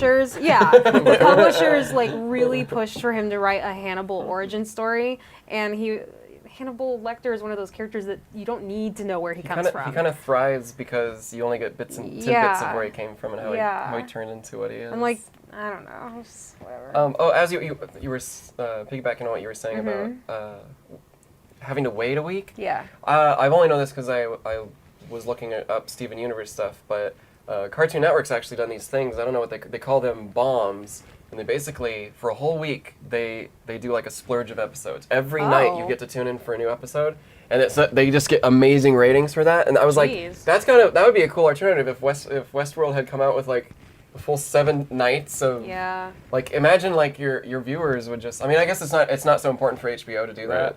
Yeah. But they're trying to spread it out for a whole month. I mean, I love binging shows. I love like I was able to watch like Daredevil 1 and 2, and just like get into that, and like if I didn't have to stop. Like when I saw The Punisher, I watched like 5 episodes in one night just because I was like, I want to see more of that. Yeah. But, so I don't know, the whole bomb thing, which kind of only works for like prime time. With like what I hear is like that. I only know what I know, but like Cartoon Network and the CW, they're struggling because of the streaming sites and stuff. Like that's why the CW has their own app now. Yeah. You have to watch ads and stuff, but I don't know. Does anyone really want to watch television? Isn't the streaming better? I don't like television. I don't. I mean, I do Hulu, but that's like the closest television that I like seeing the original programming. We talked about it before. Like, it's been amazing. Like, Amazon has done great stuff, and Netflix, and. I think TV is going to die. Yeah. I don't know why people. I mean, because Is there a place for network it? television. Is there a place for it? If people will pay for something like Netflix or Hulu and they'll pay extra to get rid of ads, like, can we live in a world without ads? I wonder what were the advertisers like you know, even like Hulu, like some of them do, depending on the rights and stuff, they have to show ads and stuff. Not if you pay extra. I don't see any ads on Hulu. No, so it just depends on the show. Like every time I watch Agents of S.H.I.E.L.D., it has an ad before and after. What? I've never seen an ad on Hulu. Maybe It's certain shows. very selective shows, and it's probably just their contracts they had to work out. Yeah. But like, what is that? Where does that leave advertisers? Like, how do? Who cares? I don't know. I get it. You know, we have to market ourselves too, but we market ourselves off of word of mouth. Yeah, but it's also like I don't need to see the new cheeseburger that some place is getting. like I don't care. CW must make a ton of money off their advertisers. Like I still roll my eyes when I have to look that at app is YouTube. probably rolling in money. I'm YouTube guessing. ads. That's the only ads I see is YouTube because I don't want to pay YouTube Red because I don't Yeah. make use of it. I don't need to go You watch don't wanna- PewDiePie. I mean, unless we got a show and then Yeah. then we'd be like, hey, do YouTube. But I still think it's cool that that's happening. It's just like it does get expensive when you're paying like $10 here, $10 here, $10 here. Yeah. I pay for Netflix and Hulu. I do HBO when it has something on that I want to watch. I turn it off. Yeah, and I think you pay for HBO, and then I pay for HBO. and then I use watch your it with you Hulu. though. So it's like Yeah. It's it gets expensive. We all share. Camille pays for Netflix. I pay for HBO. We use David's Hulu account. Well, I don't make use of it as much as they do Yeah. Camille uses it a lot. for the CW stuff. Uh-huh. And I never stopped Netflix. Yeah. And you know what I really like is like, and I have options now. Like sometimes stuff will only come to Amazon or only come to Netflix, but then there's some shows where it's like, oh, you can watch it on Hulu, or you can go and buy the season for $24, and you'll get all 19 episodes as they come out, on on the PlayStation Network or Amazon. What do they call it? Amazon Video Direct or Video, whatever it is. Something like that. Like, I like that because it's like, oh, and then I get a notification like, there's a new episode of Drunk History on your Amazon account. Yeah. Go watch it. Wait, I'm but like, you can just tune on to Hulu to watch Drunk History. it's a week late. Oh, it is. That's true. If you want to get it, you want to see it same day as it releases. I do that with American Dad and Steven Universe right now. Those are my two shows that when it notifies. But I like it because it's putting the power into the hands of the consumer and not the ad companies. It is Which is true. stupid because if you're paying for cable, shouldn't there not be ads? I never understood that. You're paying for these channels, these premium channels on a cable service, but you also have to see ads on them for Mountain Dew and stuff that I don't care about. I mean, I'll get it. I understand ads. They obviously work. When you see something like, I'll try that. I mean, so there was an ad for Omaha Steaks on a podcast, and I was like, oh, I should get that for my parents as a Christmas gift. That's an So easy it worked. thing to do. And I did it. However, it was also delivered by Scott Aukerman, and he's the only podcast where I don't fast forward the ads. Delivered by? Does he deliver it? No, he delivered. Yeah, I thought you were like. No, he He delivers it to steaks. their door. No, the ad was delivered by. Like, Oh, yeah. And it's so funny when you listening to his ads, and like I understand, but I don't want to hear more ads by him. I just Yeah. If I had to listen to an ad, it might hopefully it's through Scott Aukerman because it's just so like funny. I Yeah. don't- But not all ads have to be funny because I don't need Mountain Dew ads are so funny. You have YouTube sensations, but I don't give a shit. I don't want to Are watch they? that. I don't know. They always have something weird like here's a monkey, something. I was I don't know. last night. I was. I don't know what got me to look this up, but there was this old anti-smoking ad that I saw in like 2000, and it was voiced by. I need less stuff to play with because I keep having to like play with stuff. It was voiced by the guy who did Kent Brockman's voice in The Simpsons, I think, and Oh. it was really frightening. It was it's on my Twitter if you guys want to ever watch it, but it's I finally found it after all these years, and then I went on this binge. It was part of this website called the Hall of Advertising. They find all these old ads and they sort them and stuff. Like, so I was watching like the original Frosted Flakes ad, and I was like, oh, this is educational. Let's see how Tony the Tiger came out and how the voices changed, and I don't know. It was really interesting just to see how like. So what was frightening about that specific ad? I'll show you if you want. No, I mean like it was frightening. You said Oh, it's an animated crocodile, and he's talking like Yes, he's like labeled big tobacco on his stomach. And he's I it's think like I nobody remember that likes one. me. It's like all I want to do is sell stuff, and I even do all this. I do all this charity work and stuff. And then the announcer guy's talking to him like, well, so you're changing your ways. I'm like, yeah. And it's like, well, will you stop making cigarettes? And then he starts frowning, and then he just attacks the camera, and there's blood and stuff. And it's Oh, like, I remember What? that. I remember and then he that walks away. And it's just I remember Oh my that ad. I God. do It's remember pretty that scary. ad. There's 3 of them, and there's they're all pretty like unnerving a little bit. And it was definitely it's over the top. Like it's definitely like, and it actually helped pass this law or proposition because of it. No, I Which was their remember, whole yeah. intention. To, But don't. I'm sure that ad in particular wasn't, but I know part of. Oh no, yeah, no, but those ads are funded by tobacco companies because they legally have to. something about that. I mean, they don't make them themselves, but you know The one that they do have now. to give money to organizations to make the ads because that's how they are able to sell tobacco. I get it. They do the truth ones, which I don't know, they're kind of annoying. It's like, sometimes. okay, we got it. Here's cat. But you're right. If the younger people stopped liking YouTube videos and they'd stop making ads that were geared at, I don't know what to say. I think it's geared important towards to have- those. Yeah. Like I know it's like they're definitely like ragging on these companies, which I don't have all the facts and stuff, but their newest approach, I think I saw it because I was watching the CW app. Was that's actually how that's right. I saw a anti-tobacco smoking ad, and from there I binged all this YouTube stuff. But their new thing is trying to stop the next generation from smoking because it's the only way. Like you can't shut down a lot of people smoke and stuff, and it's. No, yeah, you can't. I mean, if they're addicted, they're addicted. They're gonna have to want to stop I themselves. mean, I honestly convince them. don't like, care about people smoking. If you want to damage your body and stuff, it's my problem with freaking tobacco is freaking the addictiveness. Like that's why, like that's horrible. Well, it's 2 different things too. I mean, so there's a lot of things that can be smoked, and that carcinogenics are bad for you to begin with, depending on what you're burning and inhaling. But it's with tobacco is what they put in there, and then like, okay, you get the natural tobacco, sure, but we have to be honest. There's how many people are smoking that stuff? Exactly. And yeah, The problem isn't like even though smoking pot might be uncomfortable and like smell bad if you're not partaking and stuff. Like yeah, it's annoying. And now since they passed the law, you smell it everywhere. Yeah, Like, I if just you're walked anywhere. through a big cloud of pot on the It's- street downtown today, and I was like, I honestly don't "Fudge." have anything against drugs like that. It's like whatever. What people want to do, and it's not. And honestly, like, if you're gonna inhale burning smoke, like, that's a lot better than having a cigarette. I will agree. Yeah. Yeah. I mean, not try to influence anyone else's opinions, but no, yeah, like, if I had to rate everything, and this is just over, not that I don't do drugs or Right. anything, but that's just my own choice. I would say pot is the least worst thing you could do. Yeah. What about The next- vaping?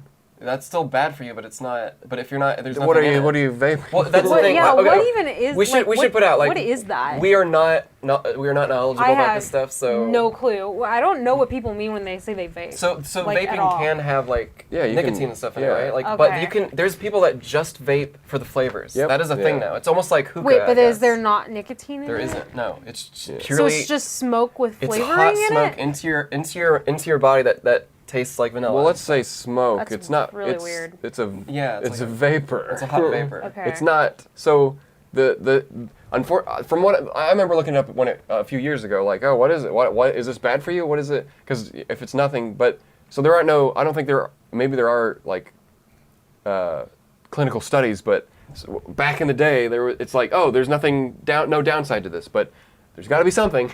But to be fair, so basically nothing yet, other than. But doesn't it? It doesn't like it doesn't affect your lungs or anything. I It just mean, feels who uncomfortable, I knows? guess, if you're not Who used to knows? that. Or whatever. But who knows? I guess, Aside from like the reports of vape pens exploding and yeah, that's the only burning thing. and And I mean, stuff. that's just whatever. But why do people do it? Like, is there a calming effect? Because isn't that the whole point of nicotine? Is like it calms you or something? I don't know. yeah, when you have it in your, especially if you're addicted to it, you need it in your Yeah. bloodstream every Yeah. 20 minutes or so. Otherwise, your body starts craving it because it's like I need that to mean- to get to a norm. Like I can understand like. But that's the same with caffeine's similar to that. Like coffee. And I don't think it's as addictive, or but it's still soda it can be pop just or as lesser of addictive.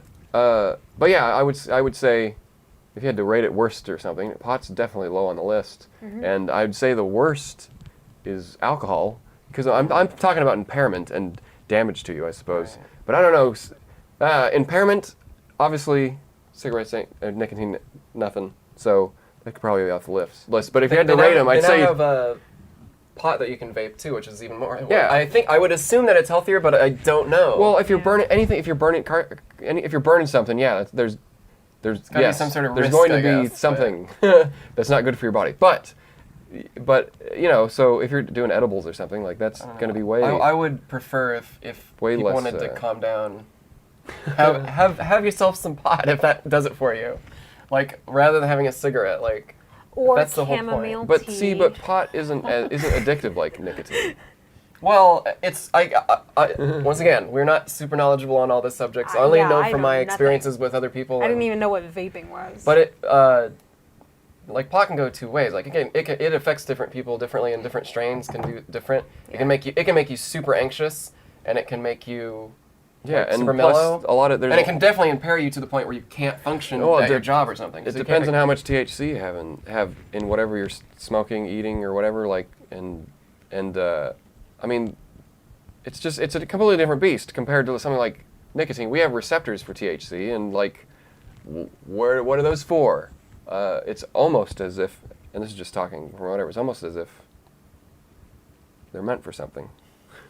And I'm not advocating drugs. I'm never going to do drugs myself, just because I don't need to find out what I'm like on them. But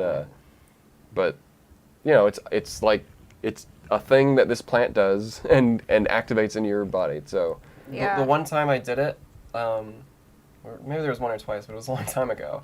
I had two different effects. The first one was it made me feel super at ease, super relaxed, and but also my mind was going so fast. I don't know how to describe that, but it was like I could all my thoughts I could line them up, and I could just like start working really well. And I didn't do it at the time. I think I watched Family Guy and it was just like the most enjoyable experience ever. I wasn't super incapacitated. It was just like it felt like relief. no, most of it is from. I mean, it's obviously different people with experiences, and I can only. But from what I hear, it's a sense of that stuff happening, where in reality, Sure. nothing's changed. Well, It's that's just fine. it's your Yeah. perception. That's and then the alternative, which is I haven't touched the stuff, was hyper anxiety. And now I'm already an anxious person. It's like one of my biggest things that I talk about. It's like how it affects me. Like it felt like dying. It felt like When the same thing. it was just a different whatever it was. It was just it just made me. I could not control my anxiety. You're talking about pot, right? Yeah, But the second time, the second time. So you had two Okay. totally different yeah, experiences. years apart, but. but it depends on what it was. There was it laced with something? It was no. No, just It's from what I well, I guess people have different yeah. ideas. That's the thing. Like I looked it up. I had to look it up, and it's like it can vary, but also just sometimes people, depending on the chemistry in your body and all this, if it changes, like it might just be that it's never going to be a solution for my anxiety. And that's why I tried it. But it was just it was. I guess it wasn't. Like, if I had to do it again or something, like if I wanted to experiment with that, I'd do it with friends who could understand, like help me out if I'm, because otherwise, Yeah.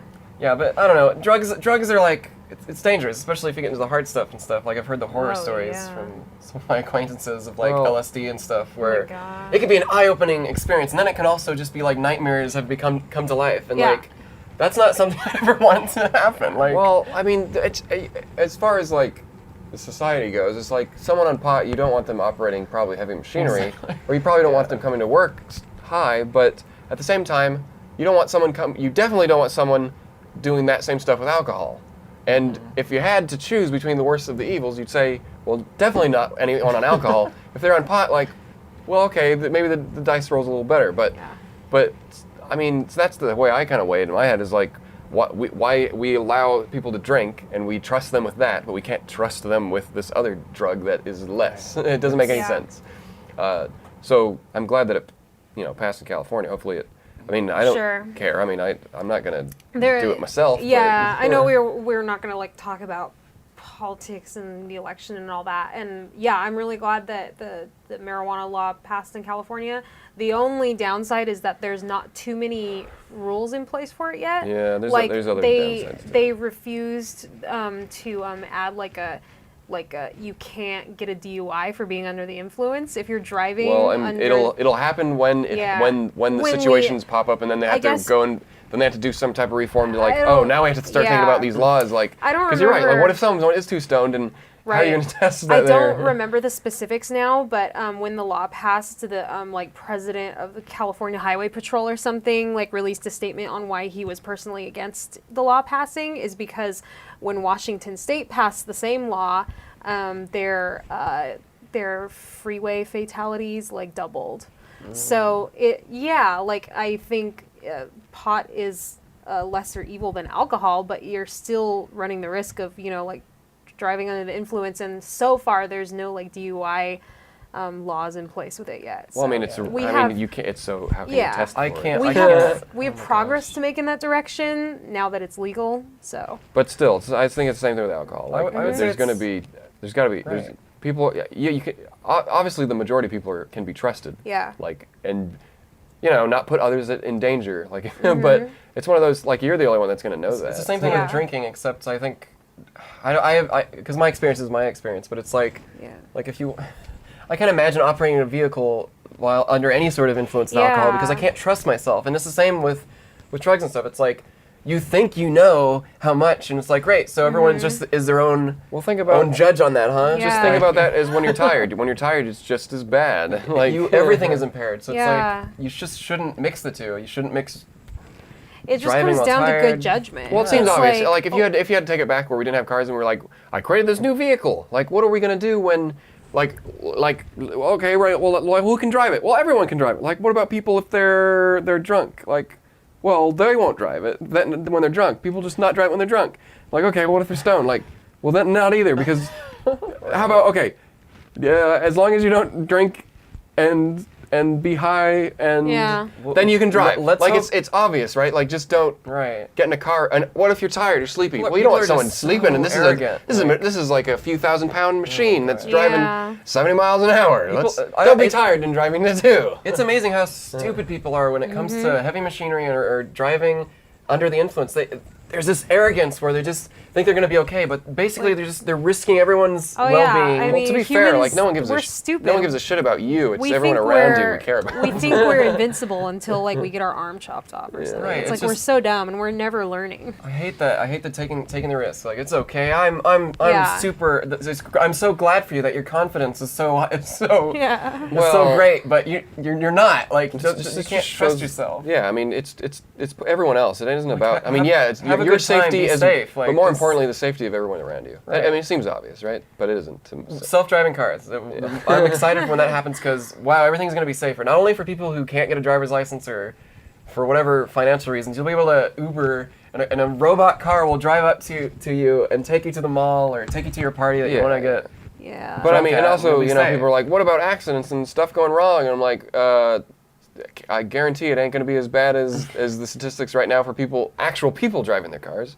yeah. That's not to say that we should get rid of like people driving their cars, but I'm pretty sure, even with glitches or hiccups, like there's not going to be as many accidents. I I'm wonder- just imagining like things could still go wrong, and then what if you're not capable of taking the controls? But that's what I'm wondering. Like, That's- do the go There's karts or whatever still they are? like a lot of danger there. Do they have the ones that you pay for or whatever? Like, if they're gonna do a taxi service, can you take over? Yeah, like hypothetically, say like this robot automatic car is driving you, and it I think Demolition Man.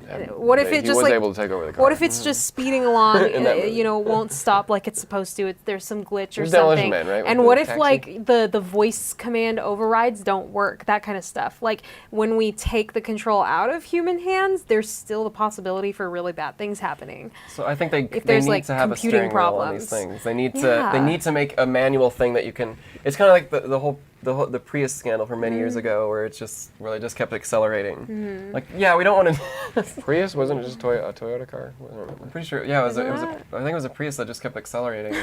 a couple incidents like that Oh my where they had to God. it was bad. Yeah. So yeah, that's a little scary, but hopefully, Well, some famous person once said, and I don't remember the name, and I'm paraphrasing a bunch, and I don't really know if it's a quote anymore. We can't let disasters impede the progress of technology. Yeah. Right. Like that's same thing with like plane travel or even the railroad. People will die if they go if 60 miles an hour. No one can go that fast. The human body can't stand it. Yeah. Like, because after the first plane crash, car crash, it's like we can't let that stop us from going forward. Like people fly in planes all the time. The ones that Yeah. crash are very few and far between. When we first bought our newest cars that we have, which was after a long time of not having transportation just because of financial reasons. Like when I was so amazed, just the technology, how far it had come. My last car before that was 2000. Was it 2001 or 2? Well, my first car was 1987 once, and that's I had a 1988 several one. decades. And it was so unresponsive. I was just how I could take over control. I was so amazed by just how responsive it was, like how it drove in the rain. It's a big computer now. Oh yeah. Right. I mean, I felt the same way. I had a 1998 after that. That was my last car before got unemployment or whatever. But yeah, the newer cars are. It was better, but It's safe. but the ones that we own right now, definitely I feel like there's a Own. computer. Yes. And You mean lease whatever. I'm just. or a loan or whatever. But yeah, I mean it. I'm not. And they're already outdated. Like when they came out, they're outdated. The technology just feels. Yeah. That's just how it is. It's just how it is. But I'm so impressed with just how it feels safer. And I don't know. If I'd take my old Ford Ranger over my new car that, I You had a Ford can't. Ranger? I had That's a a truck, 1988 Ford Ranger. Wow. And My dad just traded in a Ford Ranger we got a new car. Well, my mom did. It felt like a tank. It was just. Yeah. I mean, 88. It was great as for a first car, not bad. But the engine blew up. Just Oh. the car after that, the engine blew up. The same thing. It just. Ugh. They do that when they get old. Yeah. Not. They're just. But I felt. I mean, I liked. I had a 1987 Chevy Camaro, and that was a cool car to drive around in. And I decked it out with red LEDs, lights, replaced all the light bulbs and stuff in it. I had skulls all over. You could my work. Ford Ranger. You could work on those cars too. So I learned all about replacing the alternator. That doesn't come in handy now because you can't do anything in new cars.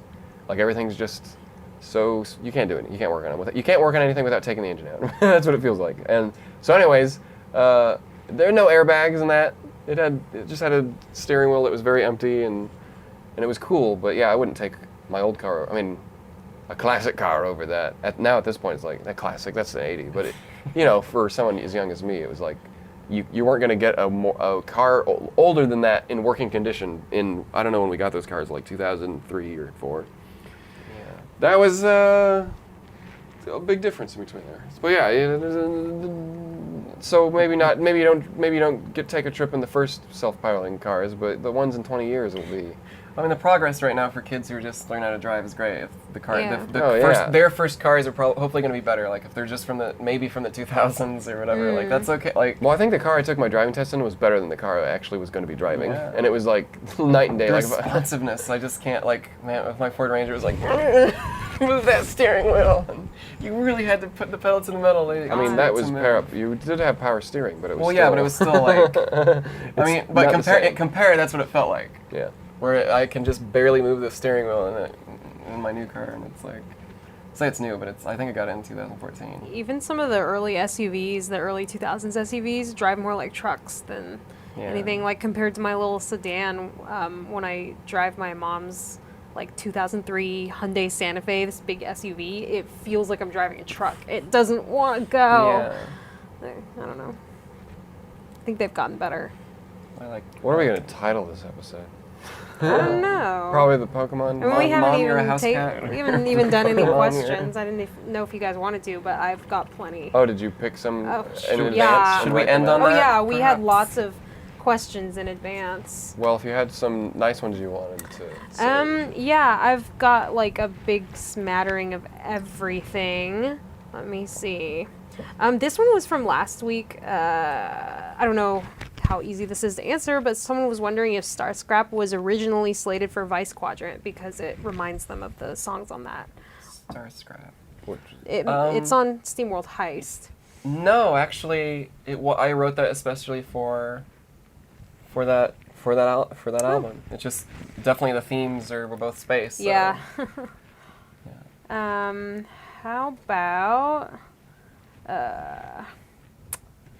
what's the first game you remember playing?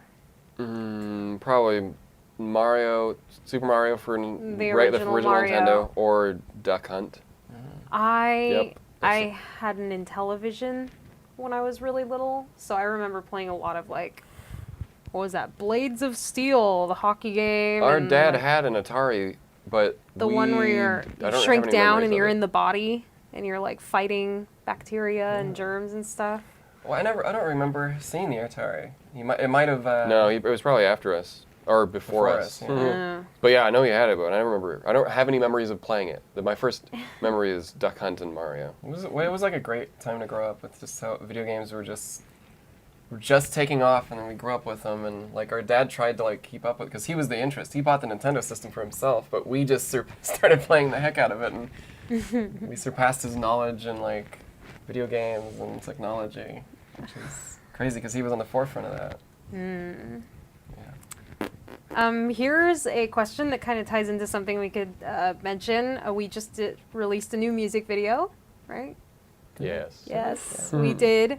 Naomi Fenton 1 asks any great behind-the-scenes moments from the I Don't Have a Name For It video, or maybe anything that didn't make it into the final cut. I know you There's worked a on it. few random shots that we did for the very end that didn't work because it was going so quick that some of the little scenes we set up just didn't establish themselves quick enough to be used. Yeah, those were a lot of like quick cuts at the end, and I know like for the one with Sam eating the log, the original like footage of that like slowly pans over to me and Camille looking horrified or disgusted. And like there's not like it wasn't you enough. don't see that in the video, but There's one where Rabbit was using an axe for yeah. Hatchworth, and we were going to speed it up, but it It didn't. just doesn't really make sense because Yeah. the joke with the one with the hand was like, made more The sense. axe didn't make it in. There's one where Sam's like pointing to his, or as Hatchworth pointing to his mouth, and Rabbit like, and then he gets on his.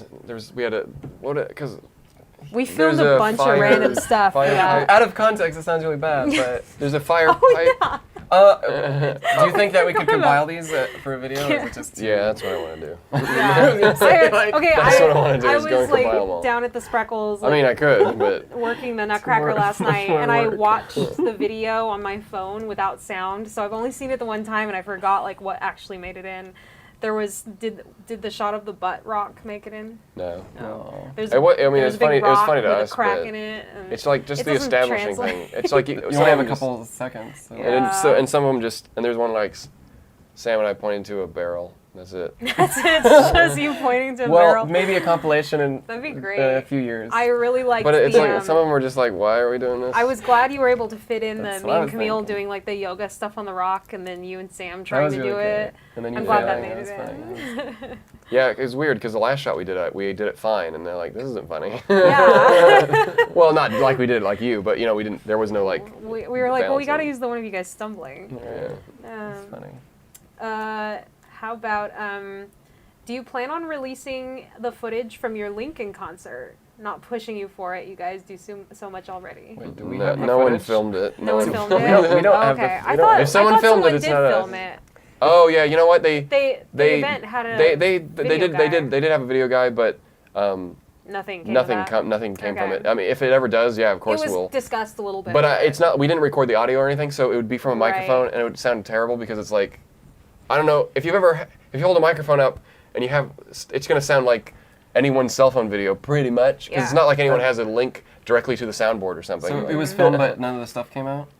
No, I just haven't heard. No. Well, them. maybe next year. If, They said they would contact us if they ever got it, Yeah. if they had anything. We'll try next year. Maybe we can record some audio and I don't know. We'll see.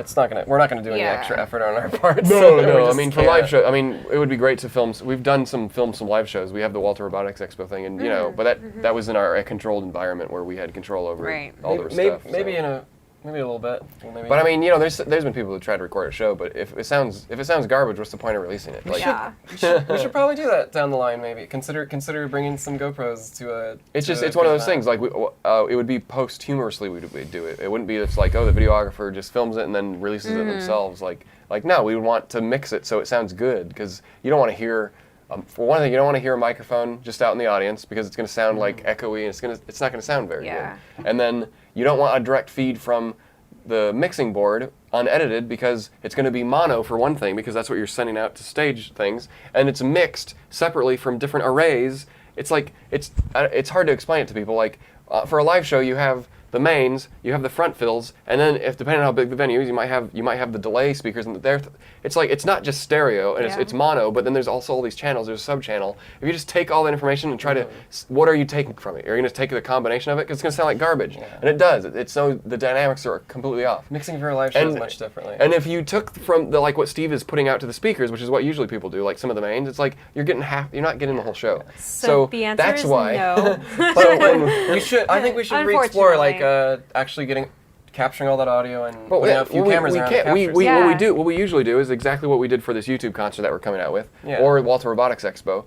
And our technology is way better now than it was back for Walter Robotics Expo. Is we actually record all the tracks, all the line ins from the stage separately before they're even mixed to the house. So it's like the raw input audio, and then we can mix that ourselves later. Yeah. And for your listening, because we're not mixing to headphones live. We're mixing to a giant room, But definitely, I think there's probably just a desire for more live content. And if you've ever seen a live concert, that's what they do.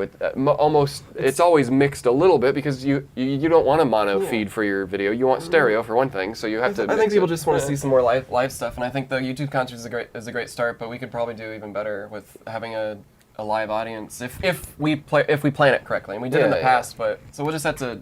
If the opportunity presents itself, maybe we can actually do that again and get some, because we got some good live videos. Yeah, Fire I mean, was excellent. I still haven't finished the YouTube concert, but I'm only 2 songs in. But Hey, we got years to do it. Back We got, burner. Yeah, that's an idea for the future.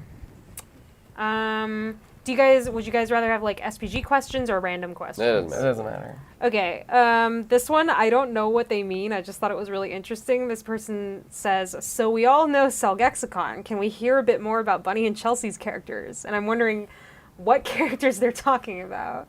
Because I don't have a character like you have Salgexicon. D&D campaign, maybe? Oh, okay. I totally forgot that was a thing, because we only like had we've only done 2 it twice. Yeah. sessions. That's what they. Mine's that's what they probably Scarla, mean. Corvina, the War Witch. Well, we played D&D. We could get into that in another episode. Yeah. Or I've played D&D a lot. Bunny's played. I played more out of anyone. Yeah, I'm Dungeon Mastered a few completely times. new to it. I don't know what I'm doing. I've only played twice, but I have an elf character named Eldie, which was like it was a typo. It was just a placeholder name while we were creating my character on the app, and it was supposed to say Elfie, but David typed LD instead, so now that's my name. I use a character sheet app. That's what I'm referring to.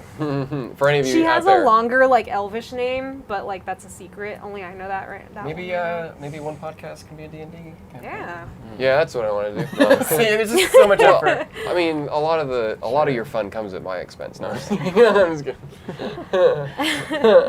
Well, anyways. Let's see. Jesse Draper asks, which Muppet or any creature from the Jim Henson universe do I identify with most? I don't know about like identify with. Maybe one of the Muppets, but I could probably think of my favorite. I don't know. I gotta mean, think it's about easy to this. think of a favorite Muppet, but I don't know if I identify with a puppet. I mean, yeah. I really like the Skeksis, but also like a Muppet. I was gonna say like that. the dragon. I can't remember his name. I was but gonna he's my mention the favorite. Skeksis as like my favorite Jim Henson creations. Skeksis for favorite Jim Henson, but then what do you identify as? the dragon from the Muppets is I really like him. He's become much more pronounced in recent years, like as a main character. He's like the villain in the first Muppets movie. Yeah, and he's One of the Miss henchmen, I Piggy's talking gay dude in Oh. the show. Oh my God, the short-lived Muppets show from last year, that new one that was like Yeah, that's what you're talking fake about. Yeah, that's what I documentary was talking style. There was that new one, like the Oh, IT the IT guy. guy. He's actually pretty He was great. like, His oh my God. pupils, his pupils blink, but Yeah. rather his eyes. Oh my God. Yeah, he was really good. He stood out to me. And then another Jim Henson creation, Farscape. The pilot from Farscape is like this amazing elaborate puppet that just by the end of the show's run, you forget that you're watching a puppet. He's as real as any of the other actors. So good. Jim Henson does. You like I that big don't- monster guy that eats the rabbits, right? Oh yeah, what's his name? I can't remember. Oh yeah. He's just he just yells everything. He yells, but I don't know. I don't think I identify with any of them. Okay, wait. I want to ask this one because the T.C. Townsley asked favorite Christmas songs, and I picked this one because I want to talk about my least favorite Christmas song. Let's not answer the question. Let's talk about what you. I need to answer this question because everyone has to know my absolute hatred for "Baby It's Cold Outside." It's the rapiest song ever. It is. I hate it. It's so creepy. Just listen to the lyrics. We get like so many look up the requests lyrics. to do that Oh one. my God, I hate that song. Worst Christmas song ever. I just imagine the South Park episode now with Bill Cosby doing. Oh my God. Yeah, it's- it's horrible. Like I never really paid attention to it until a few years ago. I heard it in a store and I was like, wait, what did they just say about like what's in this drink? And it's like the lyrics are just like so god awful. Oh my It was a God. different time It back was, then. yes. Back when America Say was what's great. in this drink. And it's like, oh, he's talking about alcohol, but like but it's the implication. It's a classic, but as it's a Dennis would say little- on Always Sunny, it's the implication. What's the version that I've I heard? just- is I- with what's his name, the Nutty Professor. If you like Baby It's Cold Eddie Outside, Murphy? I can't be your Just friend. I'm sorry. It's a catchy song, but it's a little. I it's don't a even little find not- it catchy. Like it's not the melody doesn't I it's- can't even stand It's just it. out of It's- out of a different it's time. so, out like- of touch Right. with modern society. But That's just what it is. yeah, I just had to like air my grievances or whatever. Like if you bring that song up to me, I'll go on a tirade. There's only one holiday song that is our favorite, but we're not going to tell you what it is. Yeah, Okay. it's my favorite too. It's Grandma Got Ran Over by a Reindeer. No. Right? Oh, and the other another Christmas song that's one of those like you don't really get it until you're older is like the one I Saw Mommy Kissing Santa Claus. Like yeah. I always see people I- say I- like it took when me a I while, was too. little, I thought she was cheating on. That's her, what I thought. I thought she I was still think cheating that. I on don't know what you guys Dad are with talking Santa about. Claus, and it's like She's cheating on oh. him with Santa Claus. Like Then you get Dad it. dressed up as Santa Claus. Yeah. That's what it was. My childhood. I like the story better that she's cheating on him. Yeah, I mean, it kind of Cheating. is like, why can't it be that way? That's what could Santa Claus be. does. He goes down the chimneys and helps needy housewives. Oh, what a sight it would have been if Dad only came in and saw. We were always joking as kids, like, he come in with a shotgun Yeah. in his life. But I guess that just means we're stupid kids. Like, we just, like, it's because it's Dad dressed up as Santa Well, Claus. they didn't make it obvious in the song. Well, because it's from the point of view of a kid. Yeah. Well, that's the whole thing. They why is it such a popular song? A song about that basically says Santa isn't real, basically. Yeah. Like a kid But is that's why- fed Because all kids this don't stuff that get Santa's it. real, Santa's real, Santa's real, and then they come up with this song that's basically a hint that he's not real. Yeah. Like the kids But aren't that's- gonna that's process why you that. always I don't see think these, most like- kids understood the whole, it's Dad, No, That's what it is. that's why, like, whenever, like, I don't know, like Reddit or whatever, whenever you're like, oh, what was a big revelation you had as a child? You always see people mention that song, like, oh my god, I didn't get it as a kid because you think Santa's real or whatever. Oh. It wasn't a big distract. It was. We were just sleuths. Like our parents wanted us to keep believing in We Santa. we called him on it. We were just Oh. too smart. Too smart. I don't know how old we were, but smart. It's a big joke in my family. It was. Well, we were. Well, I think we were pretty young. I never fell for the Santa bullshit. Like Your parents didn't try to. Oh yeah, like ask my parents about me as a kid. Like even as like a 2-year-old, like I was always just like pissed when they brought me to see Santa at the mall. Like I don't remember ever having the revelation that he wasn't real Did your as a parents child. try to like? Yeah, they tried. Yeah? They would write Santa on the tags, and like I remember even You as just a thought it was little, like a. I remember even as a little tiny kid, like reading the tags on my presents and being like, okay, whatever. Like I know you wrote this. Like, I don't think I ever believed in Santa. I mean, that was the basic thing. Is I hated Santa as a It wasn't kid. like someone had to tell us because we kept believing it. The more creative they got, they were shooting themselves in the foot. Like one time we got this Ninja Turtles hockey set, but they had it assembled or whatever because they wanted us to enjoy it, and they just draped a sheet over it.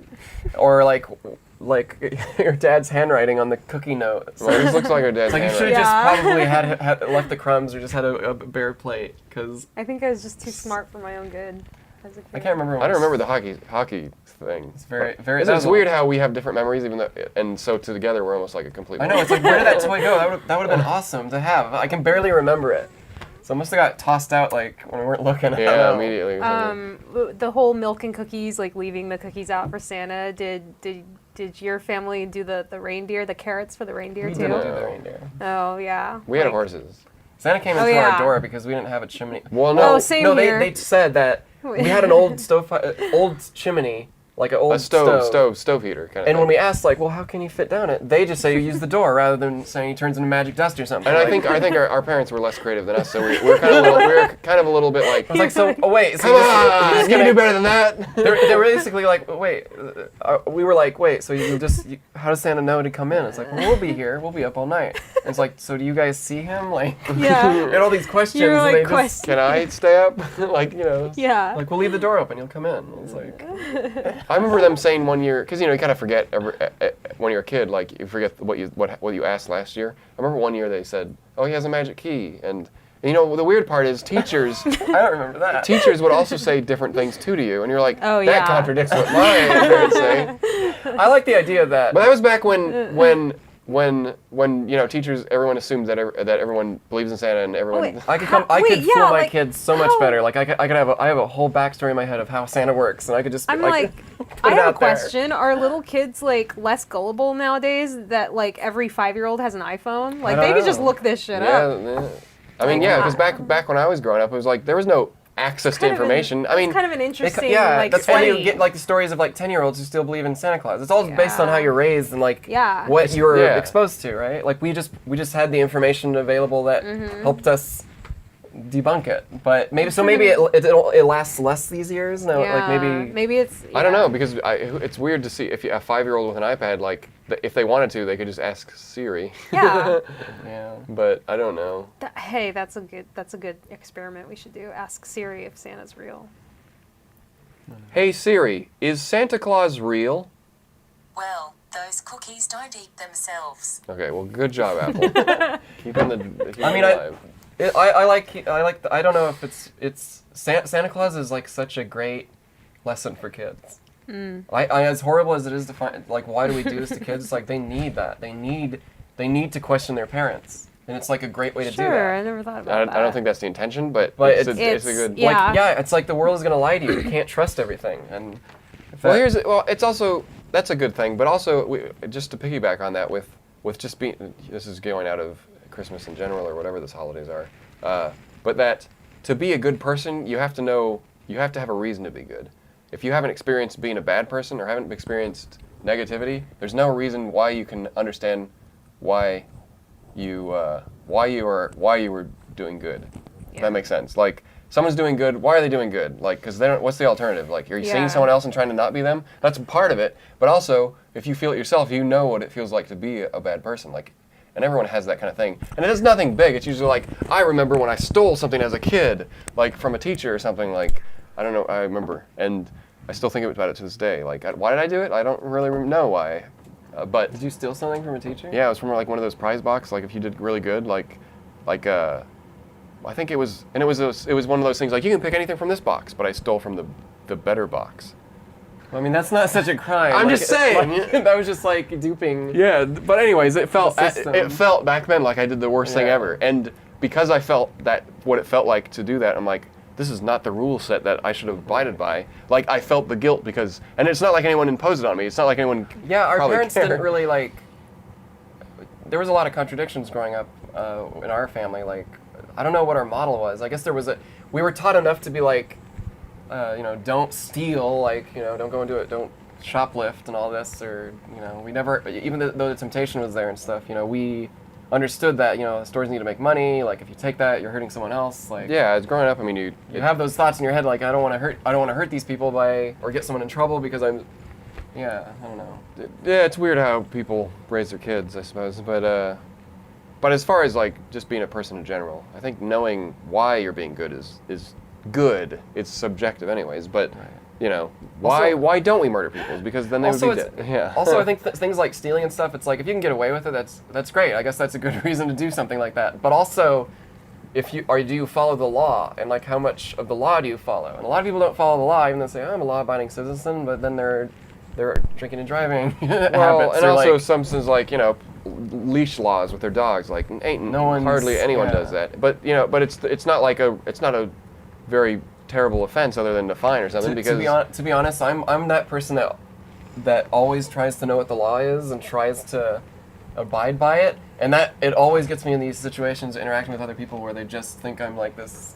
Dorkiest dork. But wait, the stupid thing is like no one's gonna know. Why do you care? Like, because some of these laws aren't like most of the laws that people don't really follow. They're ones that they're ones that should be followed for public safety, not ones that are put in place because the government is misguided. Right. And that's the weird thing about it. It's like I can understand. Okay, pot's illegal. I don't think pot should be illegal, but it is.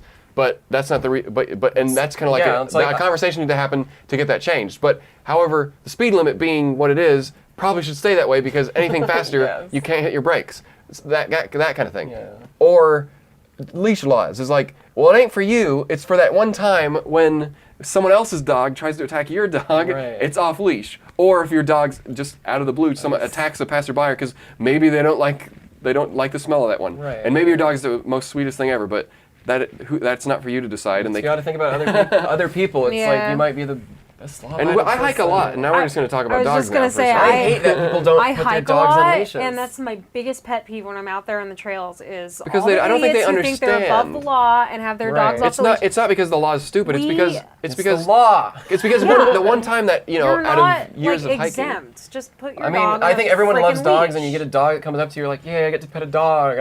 Does anyone really mind that? I don't. I don't want a dog approaching me on the trails. I don't pet dogs.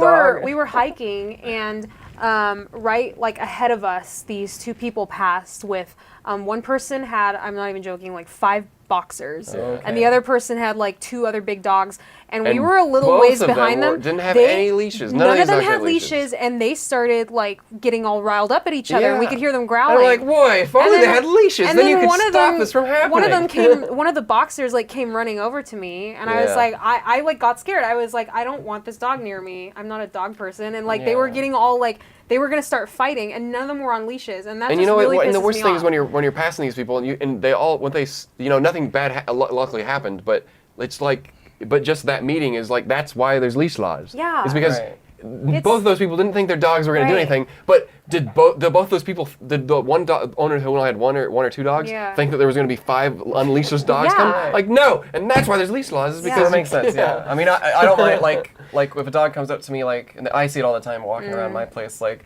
I don't mind when a tiny little, cute little corgi comes up to me and wants to get pet, and I'm like, okay. I mean, I guess that's the benefit is that I can lean over and pet this dog that I like. Yeah, I really like. But you're right. But yes, that situation, that's pretty awful. Yeah. But to be fair, but it's not just about why the law is there for safety reasons for your dog as well as other dogs or other people, but also because of how can they enforce that stuff. Yeah. And if everyone has to like, oh, my dog's fine, and like, oh, your dog's fine, well then you don't have to buy them. You can't do that. No one can logically enforce that. If it was your job to enforce it, how would you enforce it? And this is how you enforce it. Everyone has leashes. The end. I think it's just general rule of thumb. Go by the law. Even if it's a crappy law, you should still do your best not to do it. Like the whole plot because thing, obviously the law is there for a reason. It's because a law isn't just created without an incident in the past. Right. But there has to be some incident in that law's history that made that law a thing. But that's the problem with something like a leash law.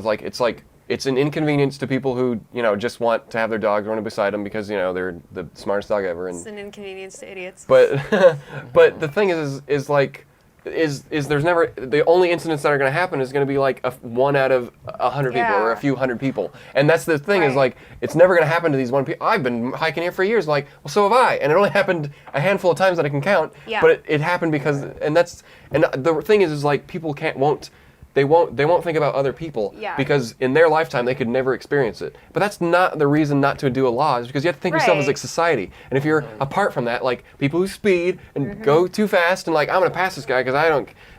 It's like Everyone you're not has being that society. mentality. Everyone sees it as it's me and then the rest of the world, and I'm exempt. And everyone thinks that. As well as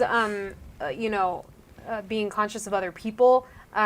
Leash laws at places like the trails where we hike. It's like a park. You're also keeping the wildlife safe. Oh yeah. Like your dog is stupid. What if your dog like, goes and I don't attacks care what you a think. snake? What your if it dog, goes and attacks your dog is an animal and it runs on instinct and it's stupid and it's gonna chase something if it decides to. That or your dog goes and tries to smell a rattlesnake and gets bit. That happened like just a few. a dog was in got the news. bit at the trails. And and it did not make it. So Apparently. you're protecting the wildlife. There's so many. And you're reasons. protecting your dog. Like You go to a dog park if you want to. You can turn your dogs loose and. They have tons of them here. They have a whole beach where they have Dog Beach. Go. I'm just venting. I'm just venting because I've been pissed off at so many people. But you know what? Hiking. But the thing with everything I hear, because I intentionally don't touch them because I'm trying not to encourage. Like I'm not like fuming, but at the same time it's like I roll my eyes not at them, but under my breath. I'm wearing my sunglasses so they can't see me. But I don't have a dog. You can actually report the stuff because by the time you do, it's like they're already. And they have signs everywhere like Ranger. There's some people on the trail that I saw. Like right, no one's gonna do I guess we'll look out for them.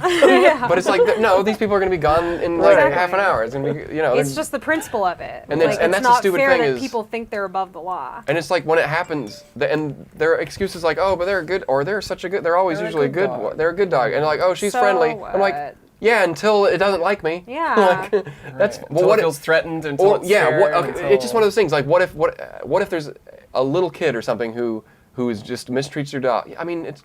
Also, it seems common sense to me. Like, we don't exist in a place where you can just freely go about doing whatever the heck you want. Like there's other humans out there. There's many humans. But the thing out there, is like when you put something like a leash law on someone's plate, where all this other stuff with taxes and real life, it seems like such a inconvenience. Like no one's going to tell me not to do this because this is easier makes me a few.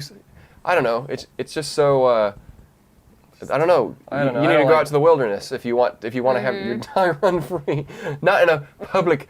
It's just like the pot thing. I always would any time I met friends or something and they were doing pot, I'd be like, I don't want to be a part of this. Like, and they always like, why are you like making such a big deal? And it's like it's because it's the law, and the law is not something that you can just also choose not to. Well, no, the worst part about it is what the laws were even back then. Like if someone was going to in a car, they could repossess your car. Like there's it's not that. It's not that I think that I have anything. I think that people should be able to do what they want, especially with pot. I have nothing against pot. Absolutely nothing. Like go to town. Like, but because of that law in place, like that could damage me. It could damage. I could be arrested for being on the site. That would be and it'd be stupid. And then suddenly, and I'm not a risk taker. I don't know. I don't gamble like that. I don't want to, whatever. I mean, but at the same time, it's like there's a difference between because most people see it as someone pushing us, like not letting us do our thing. Or I'm like, yes, that's part of it. But at the same time, I don't know. It's like yes, this law is stupid, but not every law is like that, I suppose. And a lot of it is there because the laws are in place for the masses, not for you individually. Yeah. or if you want to look at it differently, it's in place for the individuals who will make it a problem. It's always the people who. I mean, if dogs were naturally friendly, like then wouldn't everyone? But it's the same. It's like anything. Like I don't know. Like when they start having genetically engineered dinosaurs again, like when they used to in Jurassic 90s and Jurassic Park, like we're gonna put them on. There's gonna be a leash law. Are people just gonna stop putting leashes on their Dilophosauruses? And how do we even get on this whole? What was the question? Know. Is there any more questions? There's more questions. I don't remember how we got on that subject. Good subject. Good subject.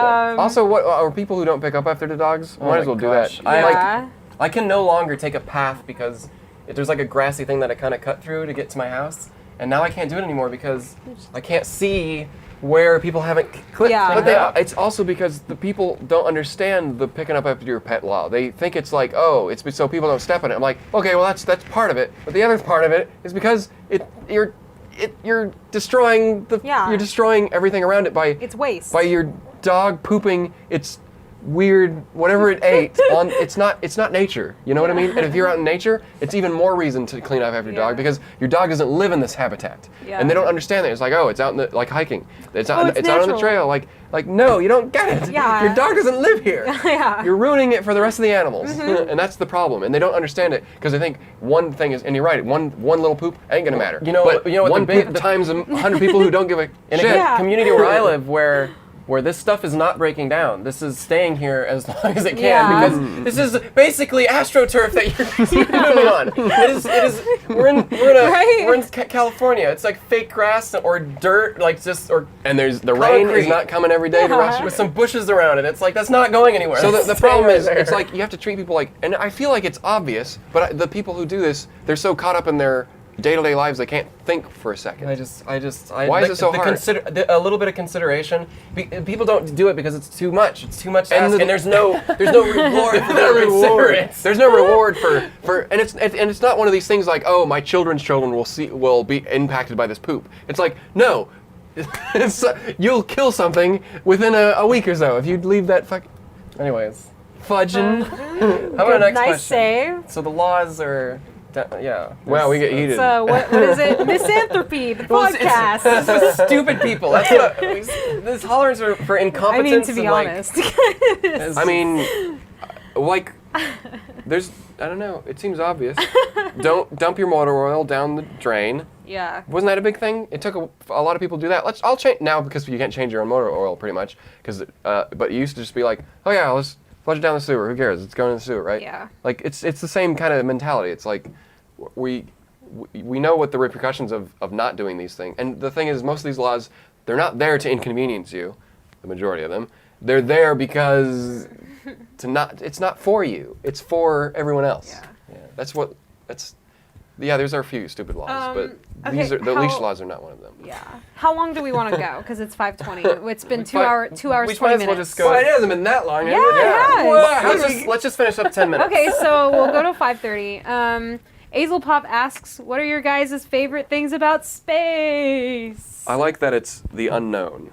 Yeah. That there's so much to discover, and we're still discovering stuff. And that's exciting. It's the unknown. Like, and to be fair, that's the same can be said of what's underwater. Yeah. Because we can't visit it as readily. I suppose. They say we know less about our own oceans than we do the universe. But I'll be honest, outer space. Underwater, meh. But space. Oh no! I mean, underwater is really cool. Yeah. Think about like I always imagine like religion and stuff like, or like fantasy stories. Like wish that was real. I wish that there was like some sort of mythology that was. It is. You just have to feel it in your heart. I mean, that's space. Out there, like that is like fantasy. I like because knowing it can be so beyond our comprehension. I like knowing that it's so huge that anything that I could dream up that is out Could be there is real. probably out there. And I love the crushing existential dread the size of it gives me. And I love black holes. I especially love black holes and reading about them and listening to podcasts about them. I find it comforting, actually, just the infinity and that we are not even a speck. It's when I get really stressed out about like day-to-day things and like work and stuff. I like literally will like take a step back and read some tweets by Neil I'll like deGrasse close Tyson. my eyes and then I'll be like, none of this matters in the long. No, the in the sun grand doesn't scheme care, of the things. moon doesn't I was like, care, nothing Earth doesn't cares care. about my stress We're and just my a little woes. blip on the Earth's, and this is probably a terrible time for the Earth right now. It's like, all these things on me. It's like, well, I mean, the Earth doesn't care. If we It's yeah, like, it'll be ew, fine. get it It'll be off. the minute when we kill ourselves off, the Earth, it will recover and it will. will thrive. You know, the global warming and we're killing the planet. Yeah, that matter. We need to care about that because of us, because of our time frame. But The you know, Earth will be fine when like we're gone. hippies say like we're killing the Earth, That's not what's happening. Mother Yeah, Earth is it'll dying because come of back. us. It's about we need to care about these issues because we have to live in it. We have to live in it. As far far as like killing the Earth is concerned, no, the Earth Earth's is going to been be through fine. so much more than what we've done Yeah, to it. The Earth will be fine. The Earth will be fine. We It have can to save the stand Earth anything. for ourselves. Exactly. Unless we want to live on a desolate planet. I think it might also be like our human nature to kind of like put the blame on something else and make ourselves feel Yeah. blameless. Is like we're killing the Earth, the Mother Earth is dying, all that. Like she's suffering because of us. Like that's a Sure. cop out. Yeah, no, but that's a cop out. but it will be fine. It'll be fine when we're gone. It's like we have to care because it has implications on our lives and our futures. Yeah, and not because that's the Earth. that's just as important. I mean, that should be great. Humans are selfish. That's a very selfish reason. That's Yeah. why we should care about it. If anyone's Not like, because the Earth is hurting. Yeah. Boo-hoo. Yeah, I hate that. if It's anyone like- likes this kind of stuff, who's watching or listening rather, and you want to get like kind of just an easy way to dive into it, I think Cosmos, like the new one, is actually really good. I know it's so good. I know it's like, oh, that's like so vanilla, so cheesy, but I think the best part about Cosmos is that it blends the knowledge and the inspiration, the art together. Like it's all to inspire you to think about these things. Plus, it's accessible. Yeah, It it's really it accessible. debuted on Fox, so it's accessible to if you've never even really looked at a massive. And star. it's on Yeah. Netflix, the miniseries. I still haven't finished, so there's still like two. And then or three after that, you can episodes. go on to Star Talk, and then you can start. Right. Then you can start Yeah. listen to a podcast about everything that's going on out there. Let me see. This one's really like generic, but I have fun answering it. Funockery asks, "What are your favorite games?" And I can list mine. Red Dead Redemption. Red Dead Redemption. Witcher 3. Witcher 3 is a new one for me. Spyro the Dragon, the original, is like still one of my favorite games ever. First game I like became obsessed with and addicted to. Shadow of the Colossus, Final Fantasy 12, Journey. I like World of Warcraft. Recently, the new Tomb Raiders. I still haven't beaten the second one. And then a really old one, Alice, the first one, American Biggies. Oh, And then yeah. Clive Barker's Undying, which I love the heck out of. I mean, there's games that I enjoyed, but like I have like just have a few that are like these are the I can ones. always go back to. Well, I mean, I don't want to go and play old games, and Oh, not even Red Dead. my list of favorite games are ones that like I will always go back to and replay. Can't. The graphics, I can't do the old graphics because it feels like Really? progress, and then you have to go like, back. And like, Spyro is polygons at this point, but like that is something I mean, will I play. could. I'll It's- probably be playing Spyro until of course, the day I die. I mean, I could, but I won't. I usually don't go back and replay games anyway. it's like everything about a game. It's if they not just the remaster it, gameplay. sure, maybe then. It's the music. I think Spyro for me is very nostalgic. I mean, when I had it on PlayStation 3, so I could play and I played a little bit of it, but it's more. I guess it's more a time restraint of like, well, I want to devote my time to yeah. experiencing as much games as out there because when I look at other people, it's like they have so much time, and I wish Yeah. I could be that. Part of me wishes I had enough time to experience all the games because some of these people blow through a game in a week, and I've done that Yeah. once or twice on a game I really liked. But I had to have like a vacation almost just to do it. But some people like if you just have your one day job and then you go and you just go home and play video games, yeah, you can put in hours and hours. But Yeah. for my time, like putting 30 hours into a game is pretty much all I can do.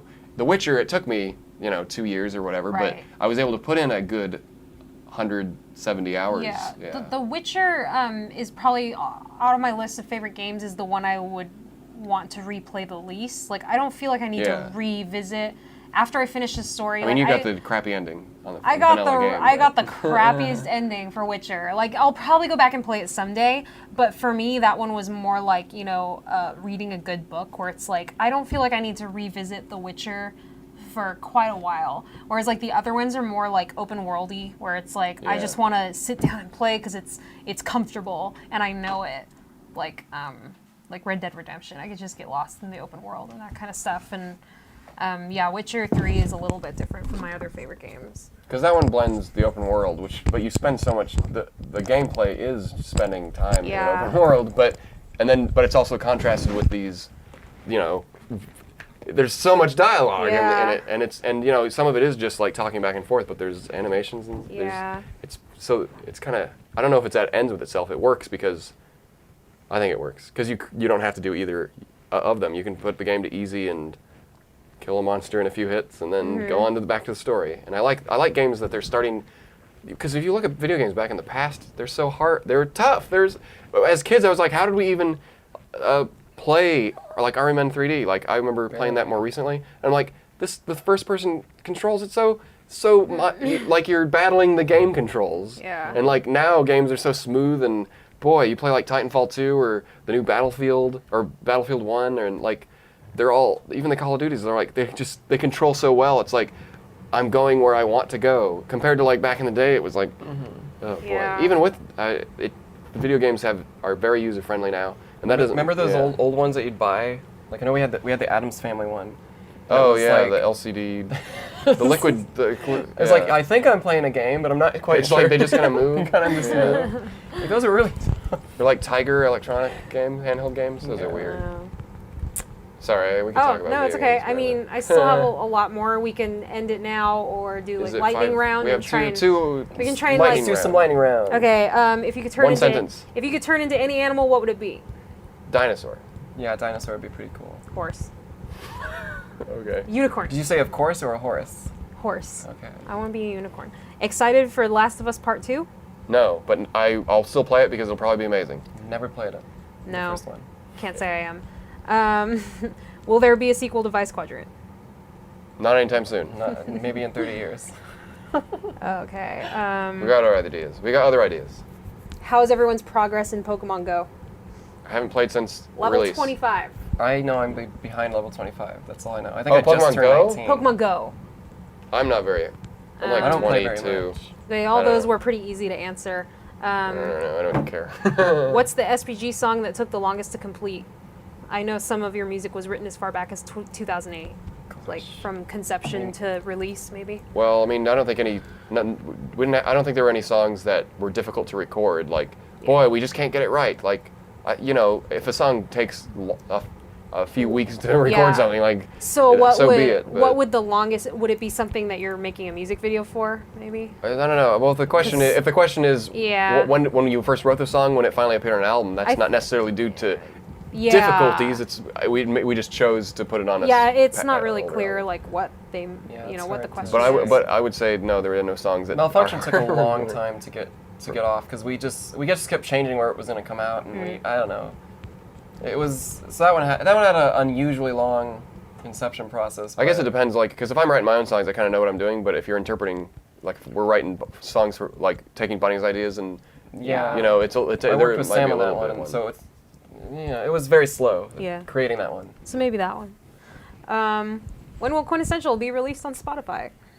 we never, always, no. yeah. Well, if it was up to us, we would never Never. put it on streaming Yeah. sites because we don't get any money from Yeah, it. Spotify hurts us. So if you're Should we- listening to our stuff, But at the same on- time, it's like if you discover us on Spotify, just buy our albums. please, Yeah. please buy some. But if you want albums. to, I know a while ago I posted on Twitter, like, I literally right from our earnings page from we use TuneCore for digital distribution because it goes Yeah. out to a bunch of different digital distributors, and I posted like I think I just copy and pasted like what we made, like this is how many, and I made a build up. It was like, this is how many listens for this one song on Spot or this album on Spotify, and it was like a big number, like ridiculous big. And then people were like, oh yeah, and like here's how much we made, $20, my and gosh. that was for 1 month for all of our songs. So- we made $20. Yeah. it hurts us so bad, and I know like financially not everyone can do that, and you want to listen to free music. So So if you're subscribing to Spotify, you're paying that 15 things. How many? And the number that it was listened to is like all of our songs. Just like Right. it's like Nothing. how do you yes, it's money, it's income, but you can't live off $20. live And off of- if you're one person, and somehow you had a following that big, could you even would that $20 justify No. it being a career? Yeah. Like $20 a month for and this is no joke, but like hundreds of thousands of listens, and that's like, and we do pretty good. We do have a nice, but we're not going to get up to Beyonce levels of listens. Like it's not even about how many plays you have. It's how many you have in comparison to the biggest artists, Yeah. because it's a pool, and even Spotify doesn't make that much money as a company, and they've come out and said that. So like how they're given. Not even, it costs more to license a cover song than what you get out. It's because it's a Yeah. fraction of a cent for each listen. And that's It's why just- none of the it's cover bog- songs, some people ask, oh, Well, why don't sometimes you they put the do get put covers up there on and Spotify? because And, It's amazing too, like how many people have not listened to Quintessential because you've probably know. only heard 3 songs from it because that's what's on YouTube. Yeah. I mean, that's Like- not. No, I know like, there's when we a lot of people released understand the- it, but a lot of you- people, it's like, well, Spotify, I'm already paying something. Yeah. I'm going to use Spotify. Like, why wouldn't I use Spotify? Mm. But the thing is like, because we don't get any money from it. And it's not just us. All the Fractions artists of a are getting cent. like. And there's, not- but there, and we put it It's up there because measly. we have to. and I plus know. it's part of the culture. It's And like we can't choose. I like Spotify. I like the idea, but I'll use it if I'm trying to. Yeah. Like, I need a playlist for something. Like Spotify, they got tons of playlists on there. The thing with But- there's nothing wrong with people discovering music through Spotify and using Spotify as a service. There's nothing wrong with that. Yeah. What I do have a problem with are the people who feel entitled to the free music Right. immediately. Well, they're not. It's not free. They're paying monthly for Spotify. Yeah, but you know, like I've seen a lot of like huffy posts about like, why isn't this up yet? Like, it's not fair. Yeah. Well, it's like, mostly young people. I mean, because when young people who 'cause don't I have was any that way sense when of when we like were money and back in the stuff. Napster days, it was like, Yeah. oh, this is great. We would never be able to Yeah, listen to we would music. love to buy all these records. Yeah, but totally. then Those we didn't people- have the option. Most people grow out of that. If we didn't mentality. have Spotify, we still offer. There's still ways to listen because we're like pushing the boundaries of like what we can even give away. We could just Mm-hmm. release it on Spotify immediately, and then of course people wouldn't, Get Yeah. no money. We wouldn't make no money. That's the No. thing. Like, if the people who listen to Spotify just paid $1 for just like diamonds or a honeybee or something, like that would make all That's the great, difference. yeah. All Yeah. the difference. But Like, sometimes- that number would just We- help we- us I out mean, so it would much. be like a if you paid million- $1 for the whole album, have like $1 that would be million more than we would make for. Right. For that would be more than we would make on Honeybee Spotify. has over 1 million views on YouTube, right? Like, we don't have $1 million. No, yeah, But that's you what know I'm saying. I Like, mean? imagine if you got $1 measly for Or s- every view on yeah. YouTube. But that's like, not gonna Imagine if we got a Holy sell shit. from I don't want to every- pay $1 to watch a video once. No, yeah, but that's the But, idea. you Like, know, you're yeah. seeing how, like, It's even the though same. It's streaming. It's even like though the numbers are big, it doesn't Right. mean anything to us. Exactly. Yeah. We struggle Financially, to engage it doesn't. you. It doesn't mean anything financially. Like a big number on YouTube views isn't going to make us more No, successful no. financially. It helps, but not. Yeah. Not, it doesn't. Internet points doesn't equal money. Yeah. I mean, it's monetized and stuff. yeah, but- ad revenue. But once again, it's not. We're not going to build a living off of that. No, Yeah. even if we did, like, we're not releasing content all the time, so I can imagine how people can make it. We make a bit of money off of YouTube every month from ads, ad revenue, but even that is not, that would, if it was one of us, maybe we could live, I couldn't, maybe. It would be a good. It would be a good basis on top of some other stuff. But I guess. to be fair, all of our content takes, takes me or Bunny, it's like, and our fan base, it's not like anyone could live off, none of us could live off of it. It is something, but what we make off of YouTube is literally what we pay a month for some of the upkeep of the Yeah. company. So it's like, it all just works together. Yeah. So definitely buy Quintessence. Yeah, I don't know. Just buy an album, whatever it is. It doesn't matter. Like you can buy anything from us, and that would help Yeah, us. I mean, Like, buy a merchandise- $3 tote bag. That would help If you're us. if you're in another country and you don't want to pay customs fees, because sometimes that the T-shirt you buy will be more expensive than the custom. No, the No. customs fee will be more expensive than the T-shirt you bought, Yeah. or in the shipping and stuff. Just buy digitally. It helps us Yeah. too. We Yeah. we offer Buy- all of our we- albums on our own all website, digital. and you can get the high quality MP3 versions. You want to go to Bandcamp, you can get the all the different file formats that you want. Like if you really are the Yeah. audio file, like just and it's also one of those pay as you want. So if you think our digital albums are cheaper than our physical ones, they're like $5 cheaper usually. And if you think that they're worth more, you can also pay more on Bandcamp. Like, so we're getting as close to the line of like we're just giving it away for free that we can, and still like Yeah. encourage people to support us. I would say that people are starting to expect that after a year we're going to release everything on Spotify, but I don't think that's true. We have never said anything about. We said release- usually. we release it when Yeah. we think it's time. Like Yeah. when Vice Squad just felt like we it's wanted not to like get it there's a out date there. we're counting down to. No. Right. I mean, what if we don't come up with an album next year? It's like Yeah. we need an album that's going to keep Exactly. selling. The minute we put it, we can look at our numbers. The minute we put something on Spotify, like then our CD lose sales go that, down. yeah. And it's not that people are trying to be like, oh, I'm not gonna. It's just it's convenience. convenience. And we understand that. It's like, well, and I have had a few people who's like, oh, I was gonna go to Spotify to listen to Vice Quadrant, and then I saw your post about, oh, now it makes sense. But at the same time, it's like we don't expect everyone to kind of feel for us and think about other people. Like I know I don't, but it's because I'm living it. I do go and buy the TV shows that I want to watch and Yeah. stuff. Like, and I do pay for a subscription. I don't.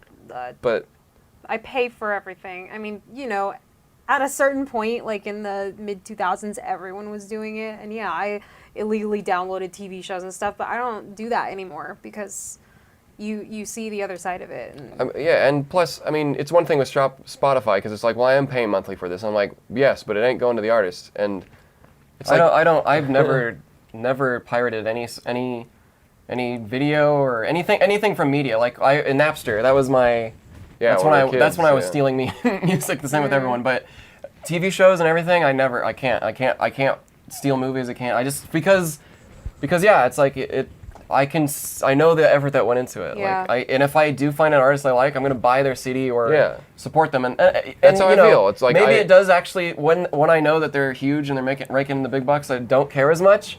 But when I know it's like basically everyone below that needs your money. Like Amanda Palmer is not like sitting on a yacht.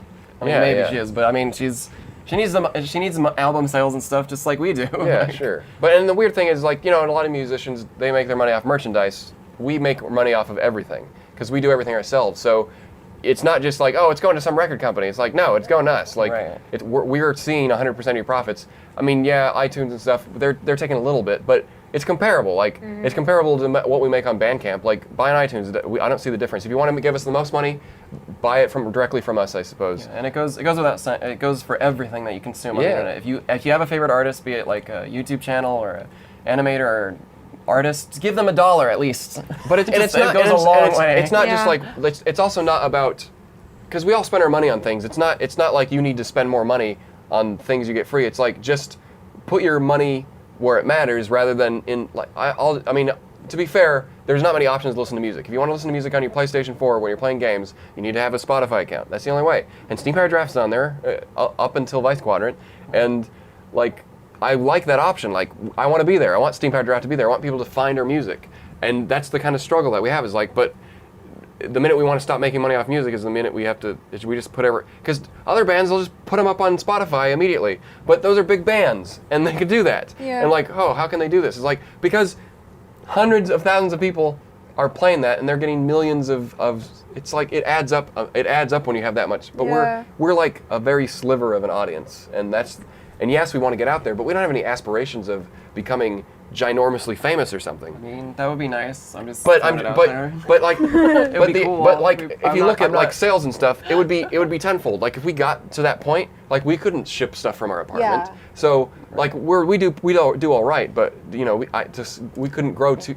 We'd have to. Yeah. It would be a big. Well, I always growth, think, right? like, it's the same thing. Like, why not pirate the stuff that you can't afford and stuff? And it's like, well, it's the same thing. Like, you pay all this money to your cell phone company. They're overcharging you up the wazoo. Or you pay for why like do you, a why meal, do you validate right? that? Because you need this app or something. I don't know. Because there's no way to steal data, cell phone data. Like, you're like stealing art creation and thinking that art should just be free is really a terrible. It's a messed up. Well, if we give it out for free, sure, go look at it. But also, it's because art isn't necessary for survival. A lot of people get that mentality of like, Yeah. well, I shouldn't have to pay for it. But there's another human being on the other end of it who's like putting the work in. I mean, it's the same thing with like video games. Like, you know, some people, you know, they're not going to pay for a new release because they don't want to pay that price. And like a pre-order, they're all like, don't pre-order because it could be a crappy game. Like, that's all good and all. But, you know, like, they're like, when I play a game, I'm like, yeah, this is worth $50 or $60. Like, when it's a good game. There's a lot of overpriced. But then there's stuff that's like, but the thing is, like, so some people will justify pirating or something because they want to test it out, and then they'll go and buy it. And I'm like, well, that's great and all, but you're not, you're giving yourself all the power and giving us none. When like when we give the options of listening to the album, like, and even iTunes does this. You can listen to. I think it's like almost a minute of a song if you just go and preview each track. Listen to a lot of it now. It used to be like 20, 30 seconds 30 or something. seconds. Right. And now it's like, it up. yeah, and like one of our tracks is just like as long as is 30 seconds basically. And it's tough. It's basically we have to sell to our audience like, we deserve your money somehow, and even just $1. But like how do you do that without? So there's all these places where you can go and listen to the album, and you don't have to pay anything. But it's in a form that's like we had control over. Like, yes, go preview the album on iTunes because you can see, oh, am I gonna like this? And I get that. Everyone gets that. Like, what if I don't want to pay money because I can't get a refund? I'm like, you're right. You're not gonna get a refund if you hate the album. But but if you preview it beforehand and you're like, oh, this was But even then, like Well, when I even go then, to it's see a just- crappy it's just- movie, I don't go get a it's all refund when I sit through the whole movie, right? It's just kind of I don't know. It's a risk you take, and yes, when I purchased something that I didn't like, I regret it, yeah. Yeah, it feels like, why did I pay this money for this game Yeah. that's terrible? Yeah. Like, I feel like I'm not enjoying the experience. But I mean that happens all the time. You Yeah. pay for a meal and it was crappy. You know, for the most part, like you just learn like, well, if they're gonna keep putting out crappy stuff, I'm gonna wait for reviews. Right. And that's the thing is like, Well, it's the same with day our one you stuff. can listen to pretty much your entire album without having to pay anything. Right. Obviously, it's 1 minute per song. I think that's more than enough to.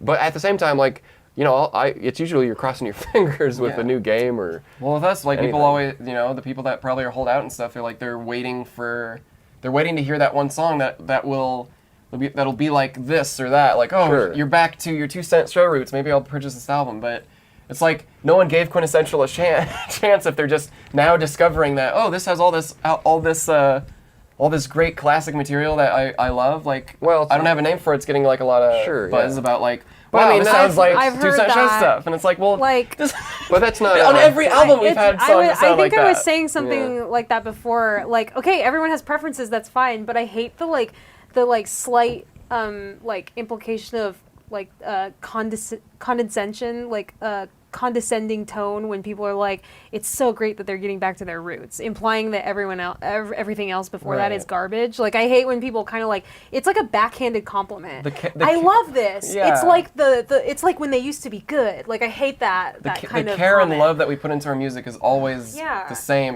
capacity that, it's like if you have a preference to style of music, that's great and all, but like, But like just as much work went into I mean, overdrive just music wait, as no, wait, this. we should put it this way: just as much work went into making a garbage song as it Yeah, does. that's Because what I just said. I said just as much like Garbage. care and time. well, garbage. If we and want to work. pull it apart, like Overdrive, the lyrics are very simple. There's Like- nothing. There's nothing like this is like it's- it's nothing like introspective. not It's not like- like this really speaks to the human soul. Well, like no, it's supposed to be funny. You know, like lots of people didn't like the Overdrive video, and the comparison is like it's not like we put more care and time and work into the I don't have a name for a video. No, like in fact, we put less. a lot less. A lot less. A lot less into the music, a lot less into I mean, it's still but, a lot of but, work, but nothing you guys create is like you don't care. No, You know? I It's think like- Overdrive is very specific. Like, you could Yeah. critique it all you want. Like, that's fine. Yeah, like, sure, yeah. How could you make this style of a song better? But like Yeah. just saying like I don't like this genre or style. It's like, well, Steam Powered Giraffe has always been. We're not just a Yeah, it's a playing on a banjo well, type it's of a comedy band. act. We've and all been. We've been yeah. what genre hopping? That's what our thing is. That's what our bit was. I But it's, like, at the same time, I don't expect. I mean, no. Yeah, no. fans who are like into it deep are like, I guess A lot of people get that. don't get it. They Yeah. just- I've heard from you guys that a lot of people like who only see the videos like Honeybee and stuff like don't realize that the act has always been a comedy act, like because a lot of the criticism from Overdrive or like I mean, the thing is what the problem is it's one of those. I'm sure there's people out there who are like, why if they only listened to me to make what I liked? Yeah. And the thing is like, but we, of 10 years of doing this now, of this act, will come in one more Next year. year, So yeah. 9 years come January. Like we've heard critiques on all fronts.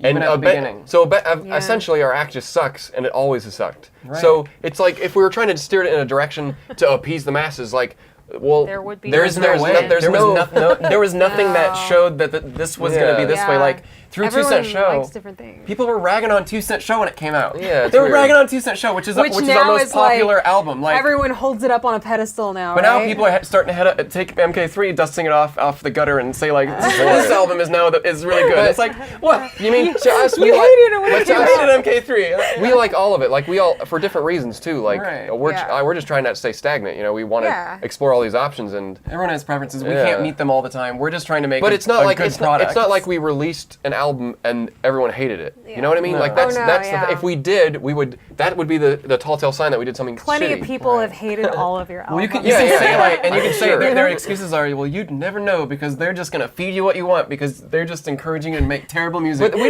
don't You listen to them your either. Stupid fan base too much. We don't do like that word either. for word. Yeah. That's what they're saying. But we don't even do that. We Yeah. just make what we want to make and Right. and It's great to hear what the fans like. Like yeah, when yeah. they say like, I really like the song. I Like, can sure. confirm right now that they're not scrolling through the internet trying to find out, taking notes of what you guys like.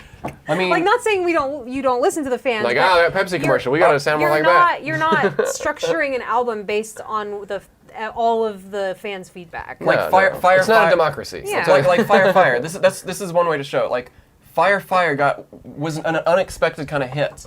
Like it can't. You just kind of made it. You put it up. It got outside of Steam Powered Giraffe. yeah, and then but also the video just took off too. And whatever reason, people fell in love with that song. The same thing with like I'll Rest With You, which we didn't really think much into it. It was just another song, but people like that one. So it's like I hear I'll Rest With You. Everyone likes that one from MK3 that I hear when they say MK3. They like that one. And As far as I've heard over the years, that's like the hit off of MK3. That's the big one. I mean, there's a that lot everyone if you likes. ask me, but Oh, what yeah. do I know? It's like, but see, Yeah.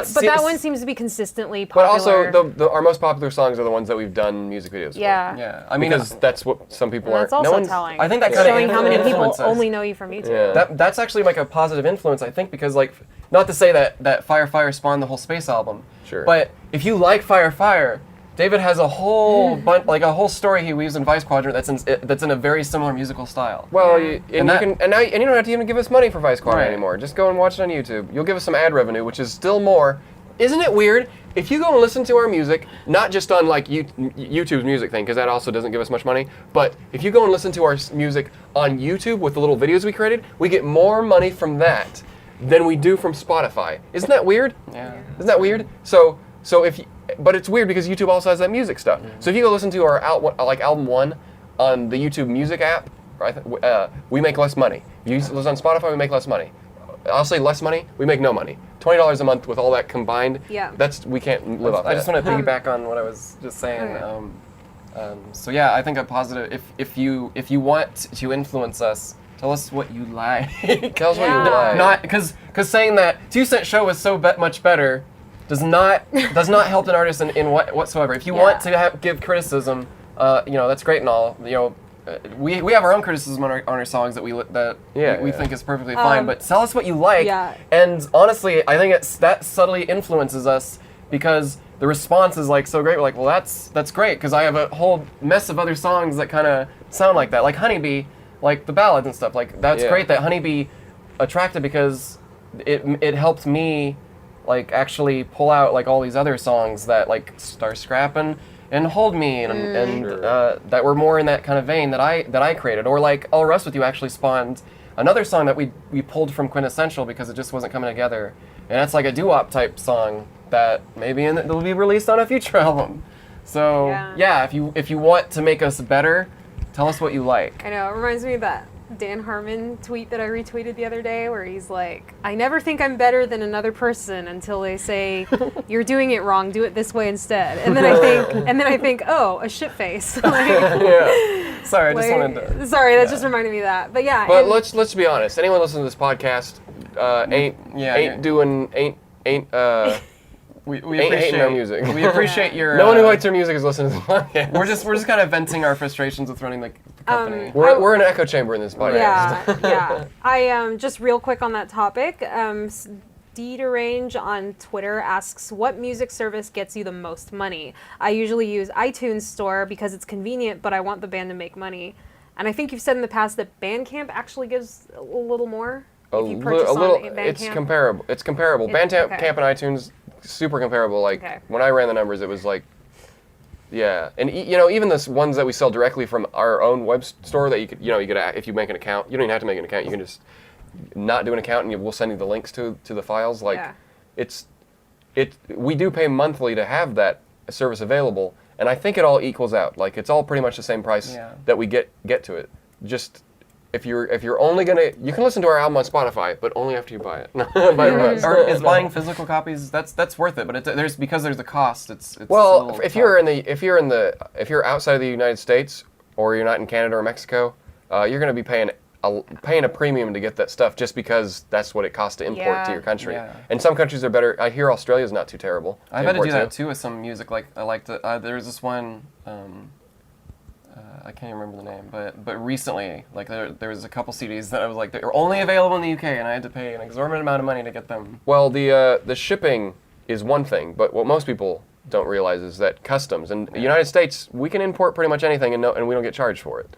Shipping will always be expensive just because you're taking it from one side of the world to the other, but and it's not from a warehouse in your country. So that's the case, and if you're, buying CDs from us is probably not worth it unless you feel that because the most of the money that you're paying to get that CD is going to your government, not us. Yeah. So just buy digital directly from our website, Bandcamp, or iTunes is really great. Yeah, and but yeah, pretty much every option except for Spotify, any streaming service. If you can stream the music. Apple Music is also, we don't get hardly any money. Yeah. And same with Amazon too. Amazon, Google Play, we don't get any. And some of these we can choose, like, oh, don't put our songs on Apple Play because we're not going to get any money. But other ones, it's like if we put our album up on Google, whatever their Google Play. whatever their thing is, like it will be streamable, and then it's like, oh, well, then now people can listen to it without us getting. I wonder if you could hardly put any money. select tracks on something like Apple Play that would entice people to maybe purchase the album. I do it. I treat it like Spotify. You can't just do selected No. tracks on those services? No. Oh, that sucks. You'd have to release like a separate album and only put it on Apple. Oh. But no, but that's what's the point? If you can listen to a minute of it. Yeah. Well, wait. When we put out music videos, you can go to Bandcamp and all those, you can listen to the whole song. It's the same. I do that too. Where if we come out with a music video for one of our for one of our songs, that song you can listen to for free. You're not. And if you listen to it on YouTube for the music video, we make a pretty decent amount of money off of that. It's not much, but it's way more than Spotify, and it's so weird. Just buy all it doesn't make any sense. Just buy everything. Buy just the all of them. things. The collector's editions. But that come basically, out, I wouldn't be surprised if Spotify kills music stuff. Now Yeah. people are gonna have to start doing it just It's because they love it. heading in We that do too, direction. but it's like what we have to do to even make this a living, which is weird because maybe some people have that thing of like, well, I don't want you to make it a living. If I can't make it a living at doing it, and you shouldn't either. Like, okay, but and that's one thing. But it's more about empowering us that we keep creating content for you. Right, and even if you're not happy, or even if the artists don't like, or going through a phase you don't like, or like, I hate the new Muse album, I still bought it. I still bought it, and I hated it, and whatever. Like, I still want to support them because I like those artists. Like, you should. The idea of creating and empowering these people by giving them money is good, because the stuff that you do like is going to Yeah. be so well worth it. So by empowering people like us, we can go on and do what we love, and hopefully give you something that you like eventually. It's the mentality of like, now you have a way to directly do it to the artists, where in the past you were just paying a cable company, you were a radio station was getting money to just play you songs with ads and stuff. Like, now you have a choice, and some people still don't want the choice. And it's a weird thing, but we are in the age where and I know all the fans the reason we can do this is because we have fans that go out and do that. It's because of the people watching this podcast. Yeah, it's The Patreon. Engineer-eteers Patreon. and- Engineer-eteer. We don't have Patreon, but we have Engineer-eteer program, which is just like the Patreon, which is where some of you are watching this live streamed, the videos too. It's you fans that basically buy everything that we come out with when It you does. ha- It when feels you can, kind and, of. like, It feels kind of crappy that we have to do stuff like that. I wish we could just like put it up on wherever, and boy, all this money comes in. But we have to actually think about it like a company. like a perk. Yeah, like this is a perk Yeah. that you get to see us on the screen while you're listening to the podcast. But I mean, that's like everything. I mean, you see all the ads in podcasts. And we don't have ads on the podcast because we're not trying to make money off this podcast. It's just fun extra thing, right? We should get going. We've been going for 3 hours. I think we can pick up questions maybe the next time. Yeah. It's cool. I'm sure someone will listen to a 3-hour podcast of us Oh, yeah. ranting and raving. I just can't believe the time flew today. But This we've guy. got things to do. Well, here we are at the shoe repair store. I mean, do we really have time for this? Say, like, I'm just kidding. we should probably get ready. We got rehearsal tonight. All right, next Real time- quick, when we don't really know when the next podcast will be. Next week, we'll be driving home from Bakersfield on Sunday. Let's put a pin in it. Yeah, Yeah. we're gonna put a pin in it. We'll probably do one, but we'll see. Definitely a You'll Miss episode on Yeah. the horizon. We might have to do it in the midweek or something. Mm-hmm. Yeah. But so we'll Stay have something. tuned. Some podcasts don't even get released till Wednesday or Thursday, so we could do it then. Yeah. If the scheduling doesn't work out. All right. All But right, hey, guys. we've done it pretty Wait, good. can I do the end song without instrument? Because I don't. Yeah. Okay. Well, you listened to a podcast by David and Bonnie and Chelsea, and it was really fun, and you loved it, and you're gonna buy all their music, and you're gonna keep listening because it's so cool. It's not a very good song. But Okay, well, hey. well, I wasn't gonna say anything. When you admit defeat before, you know, you No rob one the will power. no one will take you seriously ever. That's gonna be the best one. That's gonna be in lights. I don't know. There's gonna be a lot of That was lights a to long spell out all one. those lyrics. But All right, everyone say goodbye. All right. Bye, everyone. goodbye.